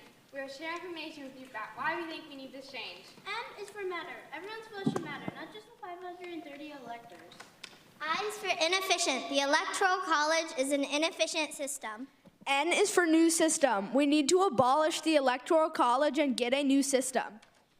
A is for amend. We should amend the Constitution. T is for too much power. The Electoral College gives too much power to swing states. E is for everyone and everybody should have a say in voting. The Electoral College should be changed and amended to the Constitution.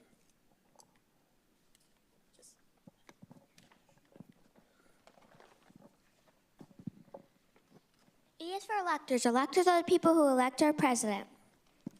L is for legislators. Legislators manipulate the maps to favor one party or class. E is for efficient. The efficient vote is more popular than the Electoral College. C is for candidates. Candidates spend a large amount of time in swing states. T is for think. Lots of people think that the Electoral College and the popular vote both decide the president. O is for only. Only 538 people get to choose the president, and that is not fair. R is for runs. We think everybody should have a say in who runs the country. A is for America. It is a democratic country, so let's all have a say with our vote. L is for a long time. The Electoral College has been used for a long time, but now it's time for a change.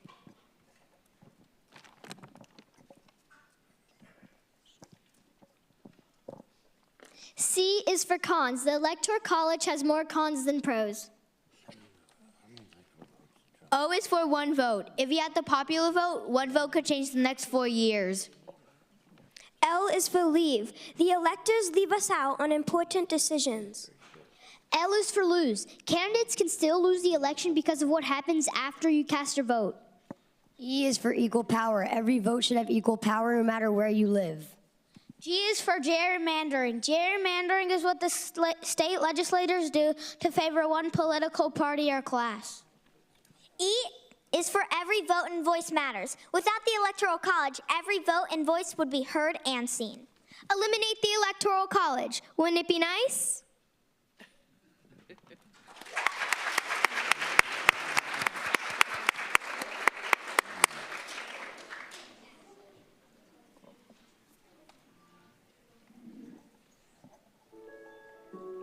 Wouldn't it be nice? Wouldn't it be nice if all those counted and every person's voice was heard the same? And wouldn't it be nice to have fair voting? People need to stop this crazy game. They got your vote. You know it's gonna make it that much better to say goodbye electoral college.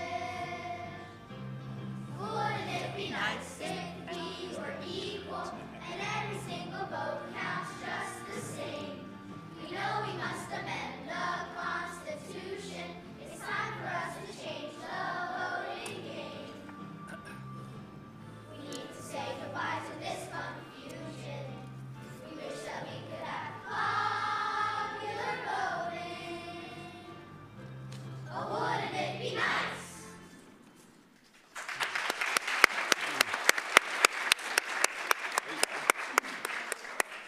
Wonderful job.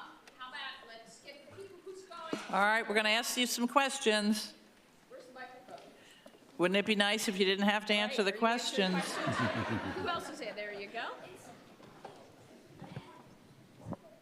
You could share. Everybody else stand back. Guys, take a step back a little bit. Ben, you're needed, Ben. That's all right. Anybody can jump in. Okay, Gov has a question. When you all debated this issue, did anybody vote to keep the popular vote, not to amend the Constitution, or was it pretty unanimous? You mean to keep the electoral college? Keep the Electoral College. Sorry, could you repeat that? Yeah. I'm sorry. Could you repeat that? Did you, Did any of you vote to keep the system that we have now, where the Electoral College determines who wins, not the popular vote? or were you all in favor of the popular vote? We are all in favor of the popular vote. We think the Electoral College is unfair.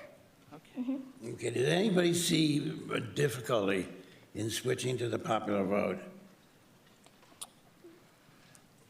I don't see many difficulties, but there can be some situations that the popular vote can be confusing.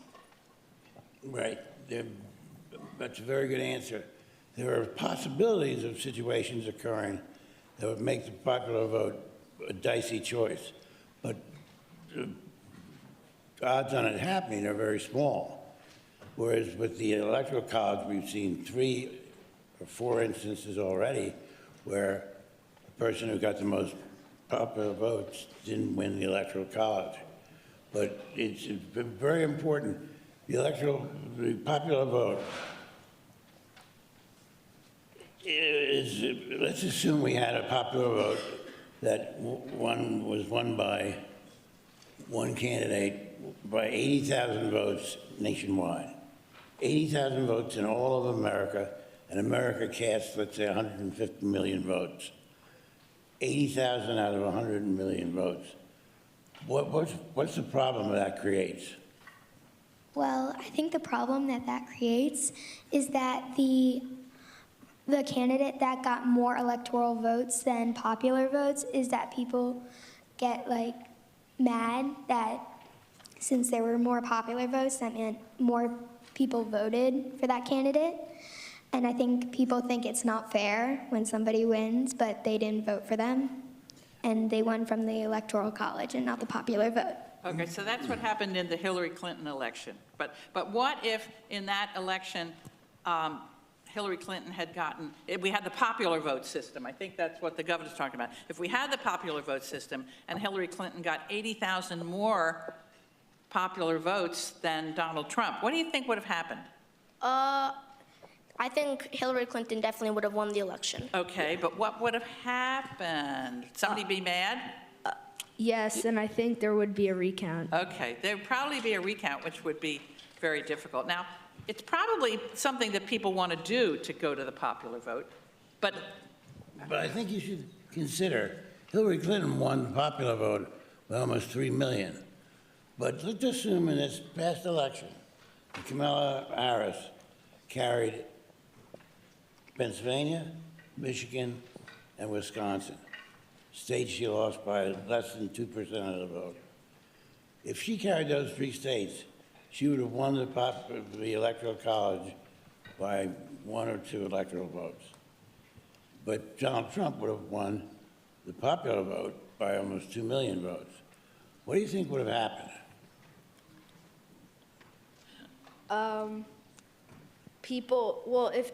Since Donald Trump won the popular vote, then that means more people probably wanted him to win, and the Electoral College, if she would have won by the 1 or 2 more electoral votes, people would be less trustworthy in the system. Well, they couldn't complain because Donald Trump lost the popular vote in 2016 and yet became president.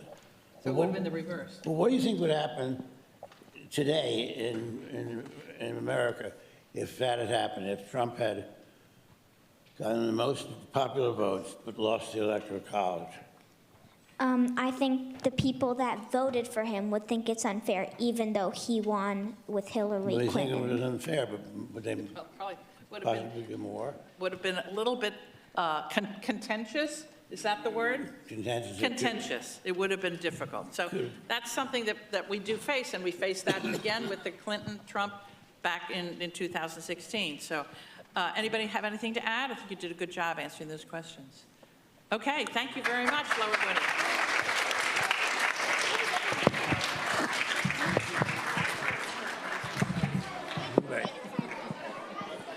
You can't imagine. You can't imagine. All right, let's give them a round of applause as they are exiting. Our next school up is Mrs. Davenport's homeroom from Penn Charter. You keep pushing yourself back. Right now. Stay ready. You want to come back a little in the chair? You go. Stay there. Don't push back. Okay.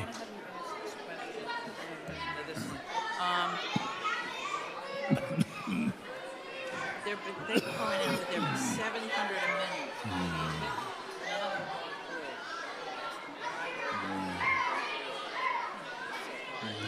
So 700 amendments have been voted to change it. Why do they think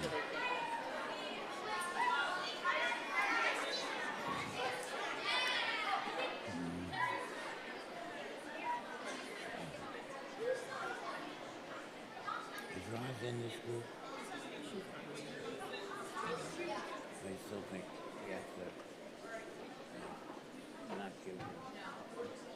If they come in with their second, we can give them second, but not give them any drops. And then bump some drops.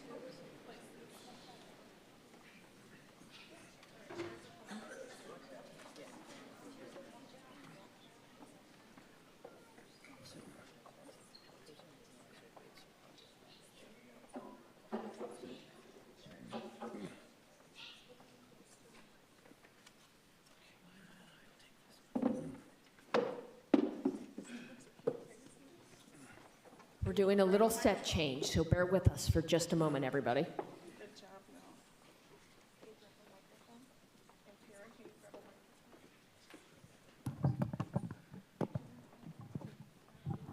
Thank you.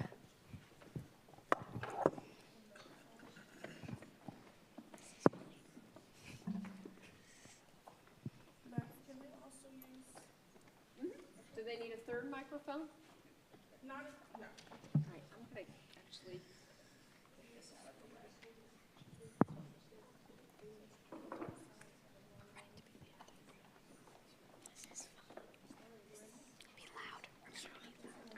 Whenever you're ready.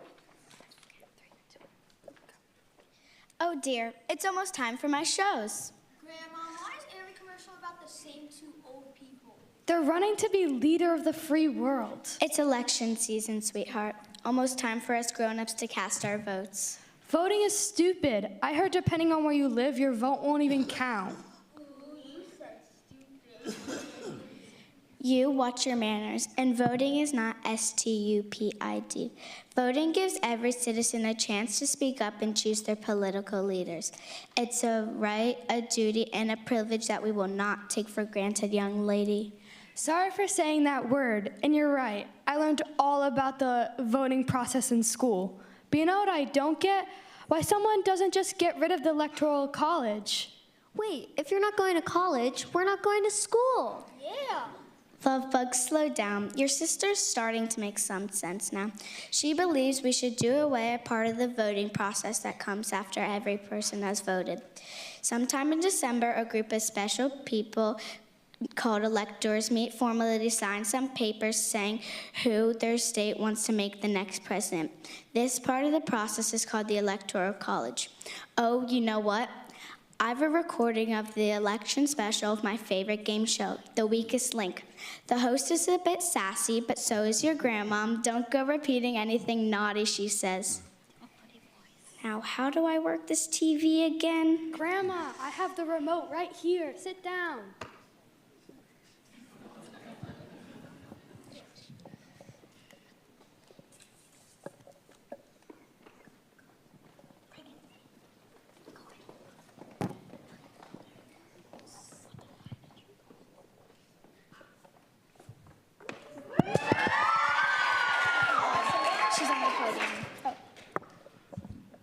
Welcome to today's general election episode of The Weakest Link. I'm your host, Regan Fitzpatrick, and I'm here today with 8 lucky citizens who think they know about America, but I'll be the judge of that. Let's begin. How many U.S. states are there? 50. What's the capital of North Dakota? Bismarck. What year was the Constitution written? 1787. How old do you have to be to vote in the United States? 18. What day of the week is voting day? Tuesday. Okay, smart cookies, let's take this up a notch. Delaware has a population that is twice the size of Wyoming, yet both these states have the same amount of electors. How many electors does each state have? 3. See, if the number is based on population, how does that even make sense? Which Caribbean island is a U.S. territory, has U.S. citizens, but is not allowed to participate in general elections? Ugh, that doesn't sound fair. What U.S. location is the only city that has its own electors? Washington, D.C. Yes. Why? 3 electors for D.C. Why would a city have electors if it's only for states? In 2016 general election, nearly 3 million more people voted for this Democratic nominee over the Republican opponent. However, because of the electoral votes, the Republican nominee won the presidency. What is the name of this Democratic nominee who lost this race? Hillary Clinton. Grandma, how could that even happen? Like I said before, the Electoral College goes straight in the trash can. Yeah, straight in the trash. Calm down, little twins. I don't want you thinking we shouldn't vote just because we don't like one part of the process. The whole point of voting in this thing called democracy is that we get to have a say. I think we should do something more. Let me text my friends. We're going to write to our congressperson and demand change. Voting is a good thing. In fact, it's a great thing. And it's going to take me and you speaking up to seeing the changes we want to see. Look at my little babies, ready to take on the world.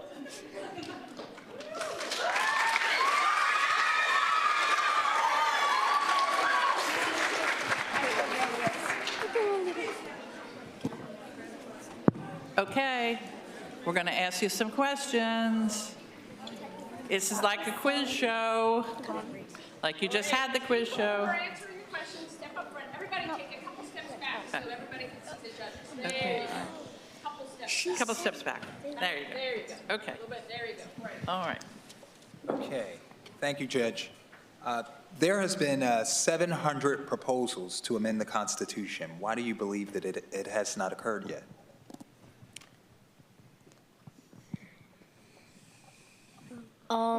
Maybe people, like a lot of, maybe the president during the time that the proposals were proposed, maybe the president didn't really listen, and maybe they just like turned down every single proposal without really putting much thought into it. Okay, do you know how much it takes to amend the Constitution? Do you know what the process is? Anybody know what the process is? Well, just because between you and me, it's pretty tough. It takes 2/3 of the legislatures, and we can't get people to agree on anything, so it would be kind of tough. Now, you said your vote may not count depending upon where you live. Yeah. What does that mean? What does that mean? While I was researching for my essay, I found out that in Puerto Rico, you're not allowed to vote even though it's a U.S. territory and it has U.S. citizens. Okay. And I thought that wasn't fair. Okay. All right. And yeah. And small states don't usually get a lot of attention, and it's like Okay. they're like it's like the last stop, and it's like not important. Right. So those places where there are only those 3 votes that you mentioned, Vermont and Delaware, probably the candidates aren't going to care about those. They're going to probably care about the swing states, right? Anybody know what a swing state is? Yeah. It's a state that is usually undecided between different years. So like Pennsylvania last year went Democratic, Yeah. this year it went Yeah. Republic. Right. Unpredictable. Good. Okay, great. Thank you very much.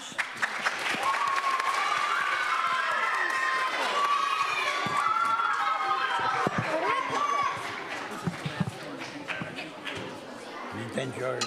Yeah. Leave the chair.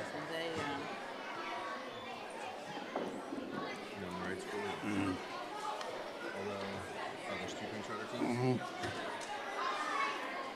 Here, you need me to write something up for you? What No. grade is that? What grade was that?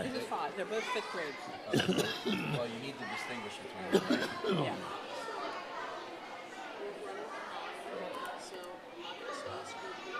Who's the teacher? Okay, top. Is that Who'd right? say? Okay. That's what we distinguish about. Why the founding fathers did the electoral college. They wrote about that. There were so many ignorance.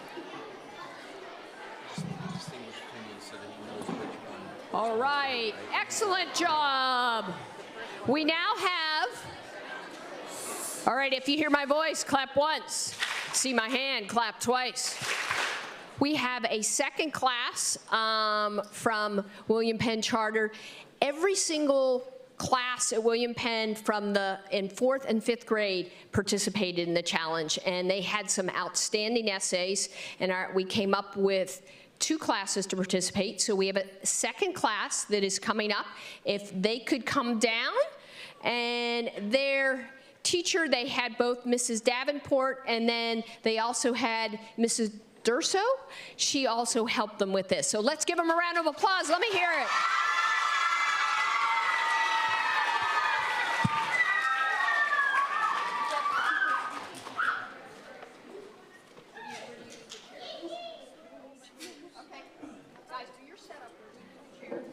I needed one. Should I like turn this thing when it's your turn? Here, wait. I don't have to.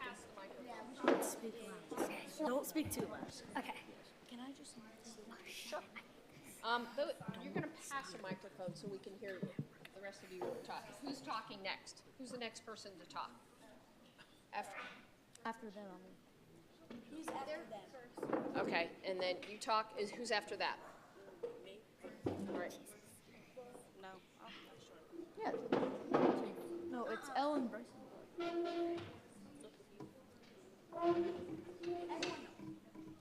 All right, we want you guys to pass, so hold the microphone. Whoever speaks next, you want you to pass the microphones, okay? So the audience and the judges can hear you. Make sense? Yeah. Are we ready? Welcome to those of you just tuning in. We're live on Capitol Hill listening to arguments from America's youth. I'm Grayson Worcester. Thank you, Grayson. Good morning. I'm Savannah Mott. We are witnessing the first of its kind congressional town hall with students. Over the next several days, students from all 50 states will come and present their social and political issues and arguments before Congress. The members of this legislative body have agreed to listen to Congress, have agreed to listen to each concern, investigate, and take action in some form or fashion. Our first group of concerned students is up. This is Spencer and his classmates from William Penn Charter School in Pennsylvania. Good morning, sirs, ma'ams, senators. Can I get a new one? Oh. Good morning, sirs, ma'ams, senators, and representatives. Thank you for creating this opportunity for us to share with you today.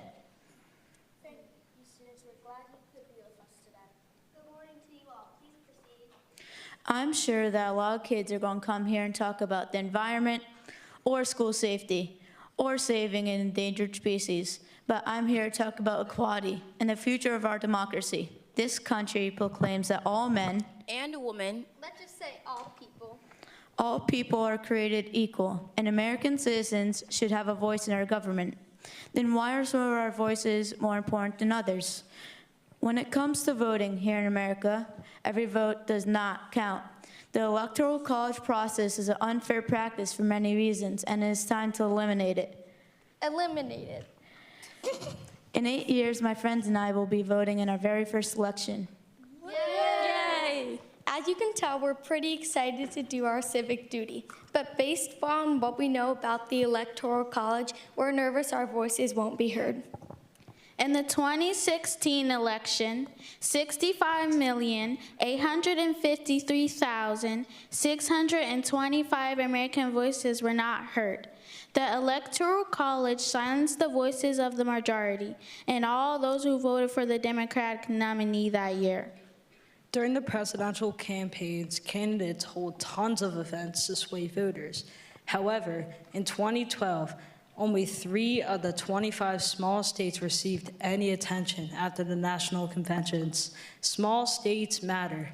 With things how they are, the 11 states with the most electoral voters control every election. How can we even go around the world promoting democracy if we don't even believe in it ourselves? The more people feel silenced, the less that people will vote. The less that people will vote, the more power goes to the wrong people. This is how democracies die. We need to increase voter turnouts. Don't we want American people to believe in their own voices? Then they need to be reminded that this government, created by and for the people, actually cares about what they have to say. Benjamin Franklin once said, "We will only have a democracy as long as we can keep it." And this right here is what he meant. Right here and right now is up to all of you. Thank you.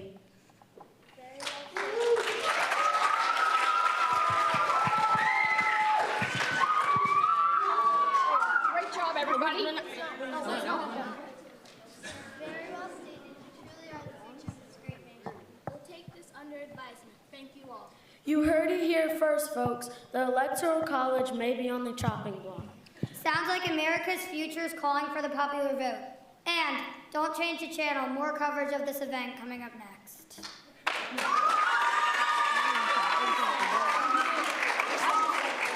I forgot half my life. All right, we'll ask questions. Yes.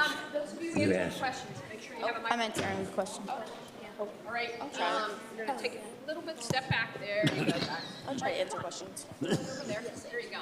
Now, with all of us saying that it should be the popular vote, we really wonder, what were the Founding Fathers thinking when they decided we should have the Electoral College, which you point out is too complicated, we need something that's simpler? Were the Founding Fathers just trying to complicate things? Why did they come up with this Electoral College? Do you know?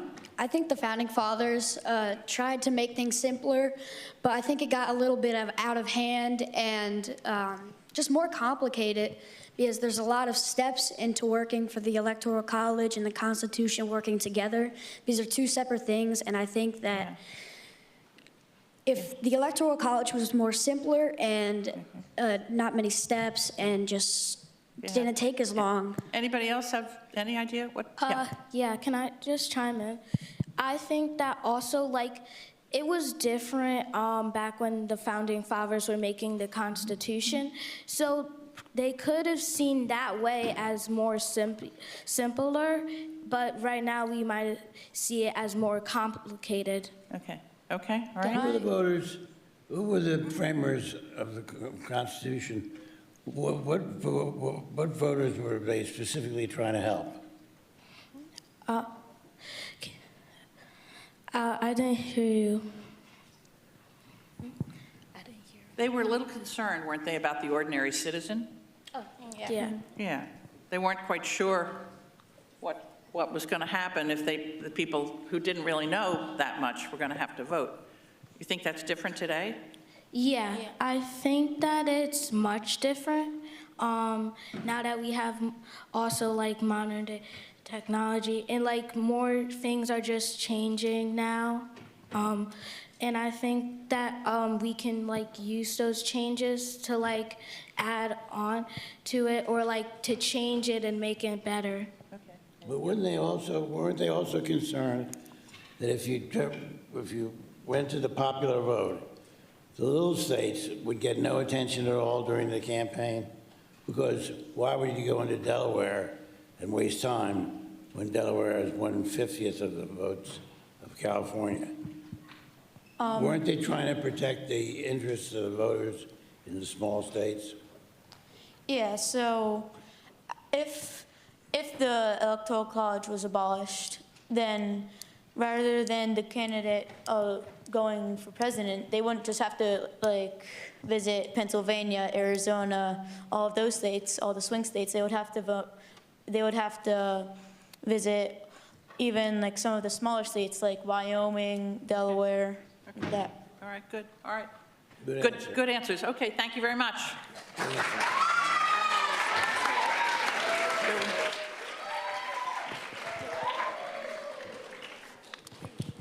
All right, let me hear a large round of applause for them as they exit.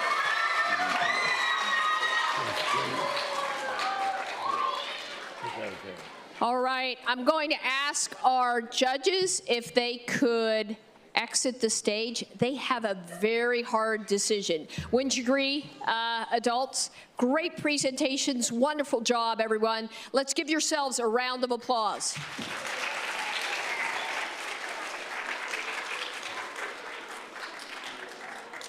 I'm going to dismiss you. Teachers, we're going to, because we're running a little bit late. We're doing a little bit of a change in the schedule. We're going to do the award ceremony and then lunch. That way, those of you who might have to head off, you can take the box lunch on the road or stay here, whatever's good for you.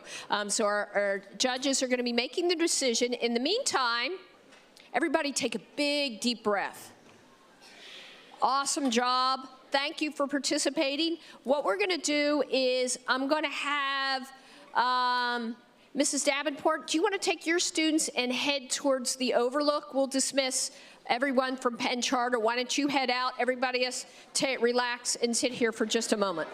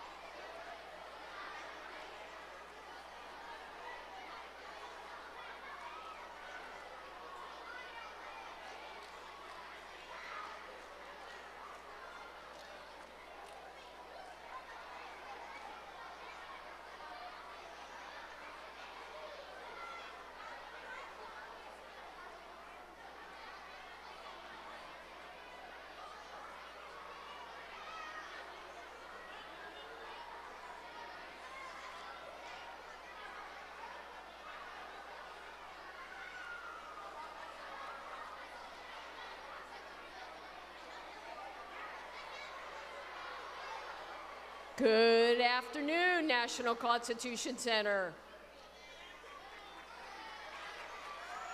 All right. Are you ready for the award ceremony? Ah, yeah. I want to make sure we have everybody. I think we're waiting for a couple more schools, but I believe I have Radnor. Is Radnor here? What about Upper Moreland? Lower Gwinnett? My friends from William Penn Charter School? All right, are my friends from Richboro here? And let's see, do I have Queen of Angels in the house? Abraham Jenks School? What about McKnight Elementary School? McKnight is fading fast. What about Greater Johnstown Elementary School? All right, I believe we're all here, and my judges are joining us. They had a hard time. They're still disagreeing with each other.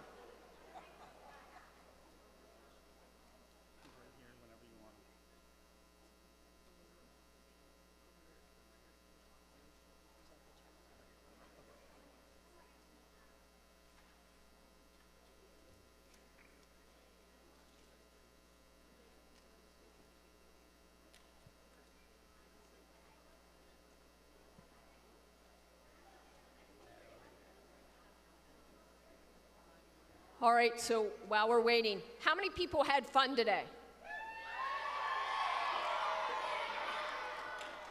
How many people would bring their family back to the National Constitution Center?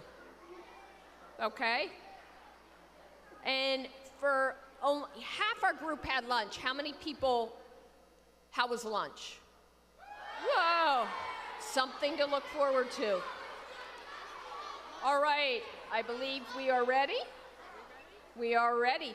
We might have a special guest joining us, but before we do this, it is my distinct honor and privilege to turn the microphone over to I would consider him a great gentleman of Pennsylvania, up there with Benjamin Franklin. How's that, Governor, for an introduction? It has been my honor to work with him for probably going on 20 years now. And as I said to one of the groups, he is the genius behind the Citizenship Challenge. And he and Judge Rendell are the true geniuses behind the Rendell Center. And before I turn it over to him, Ivan, thank you so much for joining us today. Let's give Ivan a round of applause, everyone. Governor, the floor is yours. Everyone, let me begin by saying there were no losers here today. And that is true because there were 200 schools that sent in bids to be considered for the finals and could have won. And all of you, the 10 schools that were chosen today, beat 190 of them. That's pretty good, pretty darn good.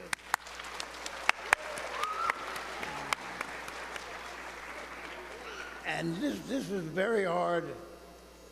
Of all of the 12 that we've decided, this might have been the hardest because it's such a clear choice on the merits. We all want democracy to be triumphant. We all want the majority will of the people to be the thing that controls it. And yet it's not going to probably happen. I don't think you're going to see the amendment come into play in your lifetimes. What could happen is the popular vote challenge, where we discussed it with one of the schools that was, I think it was Richboro. Richboro. You had the, talked about the popular vote compact, and for those of you who weren't there, there's a movement among the states who want to get rid of the electoral college because it's unfair. But no, it's going to be hard to do because it's so hard to amend the Constitution. these states have all decided, and they've passed legislation that will direct their electoral votes to the winner of the national popular vote, regardless of what the vote was in their state. Let's say Pennsylvania voted 2 million for Jones and 3 million for Smith. Smith would have normally carried Pennsylvania's electoral votes. But in this case, the national popular vote, Jones had the most popular vote. So that Pennsylvania's votes would be cast automatically for Jones because he won the national popular vote. That's an effort to see that the winner always is the one who carried the popular vote. But there are only about 220 electoral votes have voted to do this. For it to be controlling, you have to get 270 electoral votes. So they're looking for other states to sign into this compact. And I think there's a chance that might happen. If it does, then we will have popular vote decide who the President of the United States is. I think that's possible, not only... And they do it without amending the Constitution, which, as many of you said, is so really, really tough to do. So this would be a way around it. So it's interesting. So now, interesting. So we get to the winners. Governor, if I may interrupt, your special guest has arrived to help you with the presentation of the checks.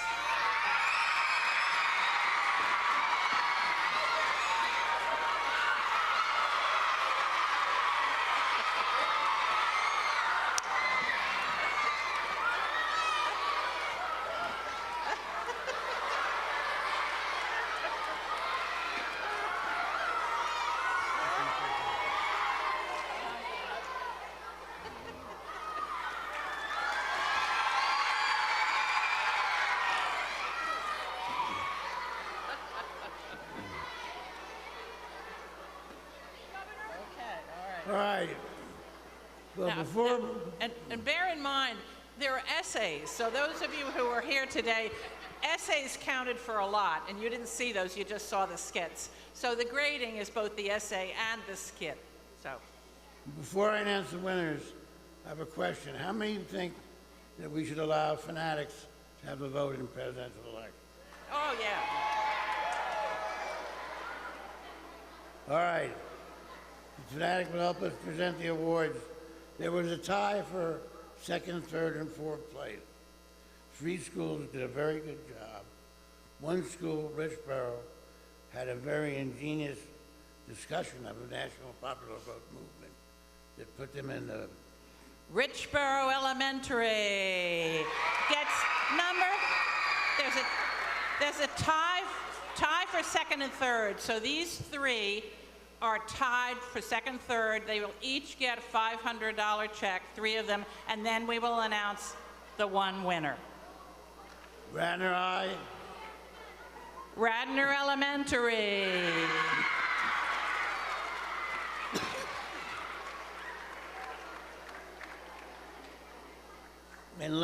And Lower Gwinnett. Lower Gwinnett.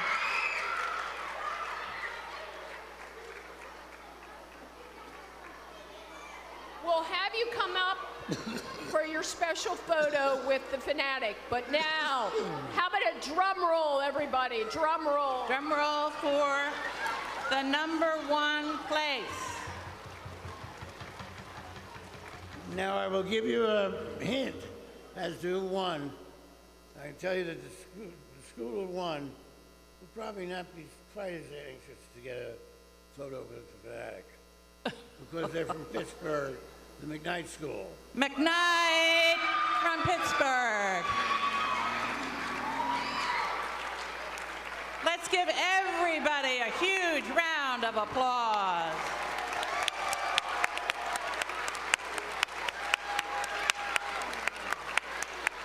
Why don't we have the students from McKnight Elementary School come on down. McKnight, come on down. And then Richboro, Lower Gwinnett, and Radnor. Why don't you line up there? Everyone else? Lower Gwinnett, Richboro, Radnor over there in that corner, please. Everyone else? Those of you who have not had lunch, you can head down to lunch.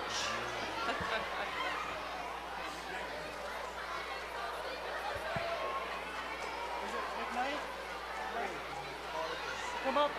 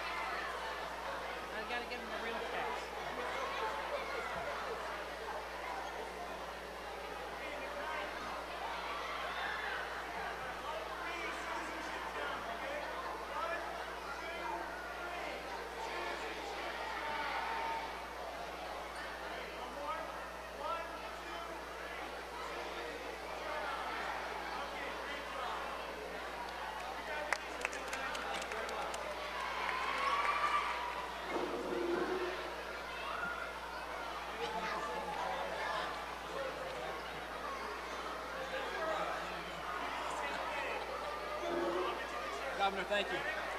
Appreciate it very much. Thank you for having us. Thank you very much. Thank you very much. We appreciate it for all your help. Thank you.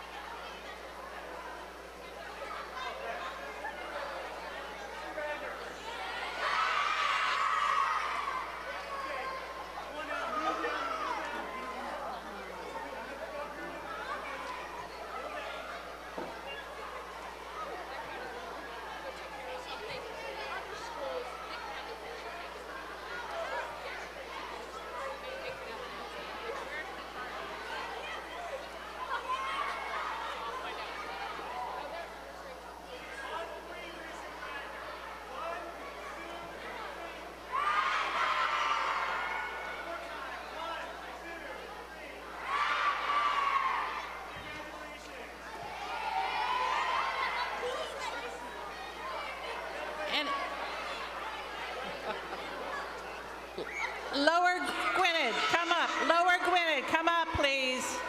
Lower Gwinnett, come forward for your picture, please. Radnor, off to the right. Radnor.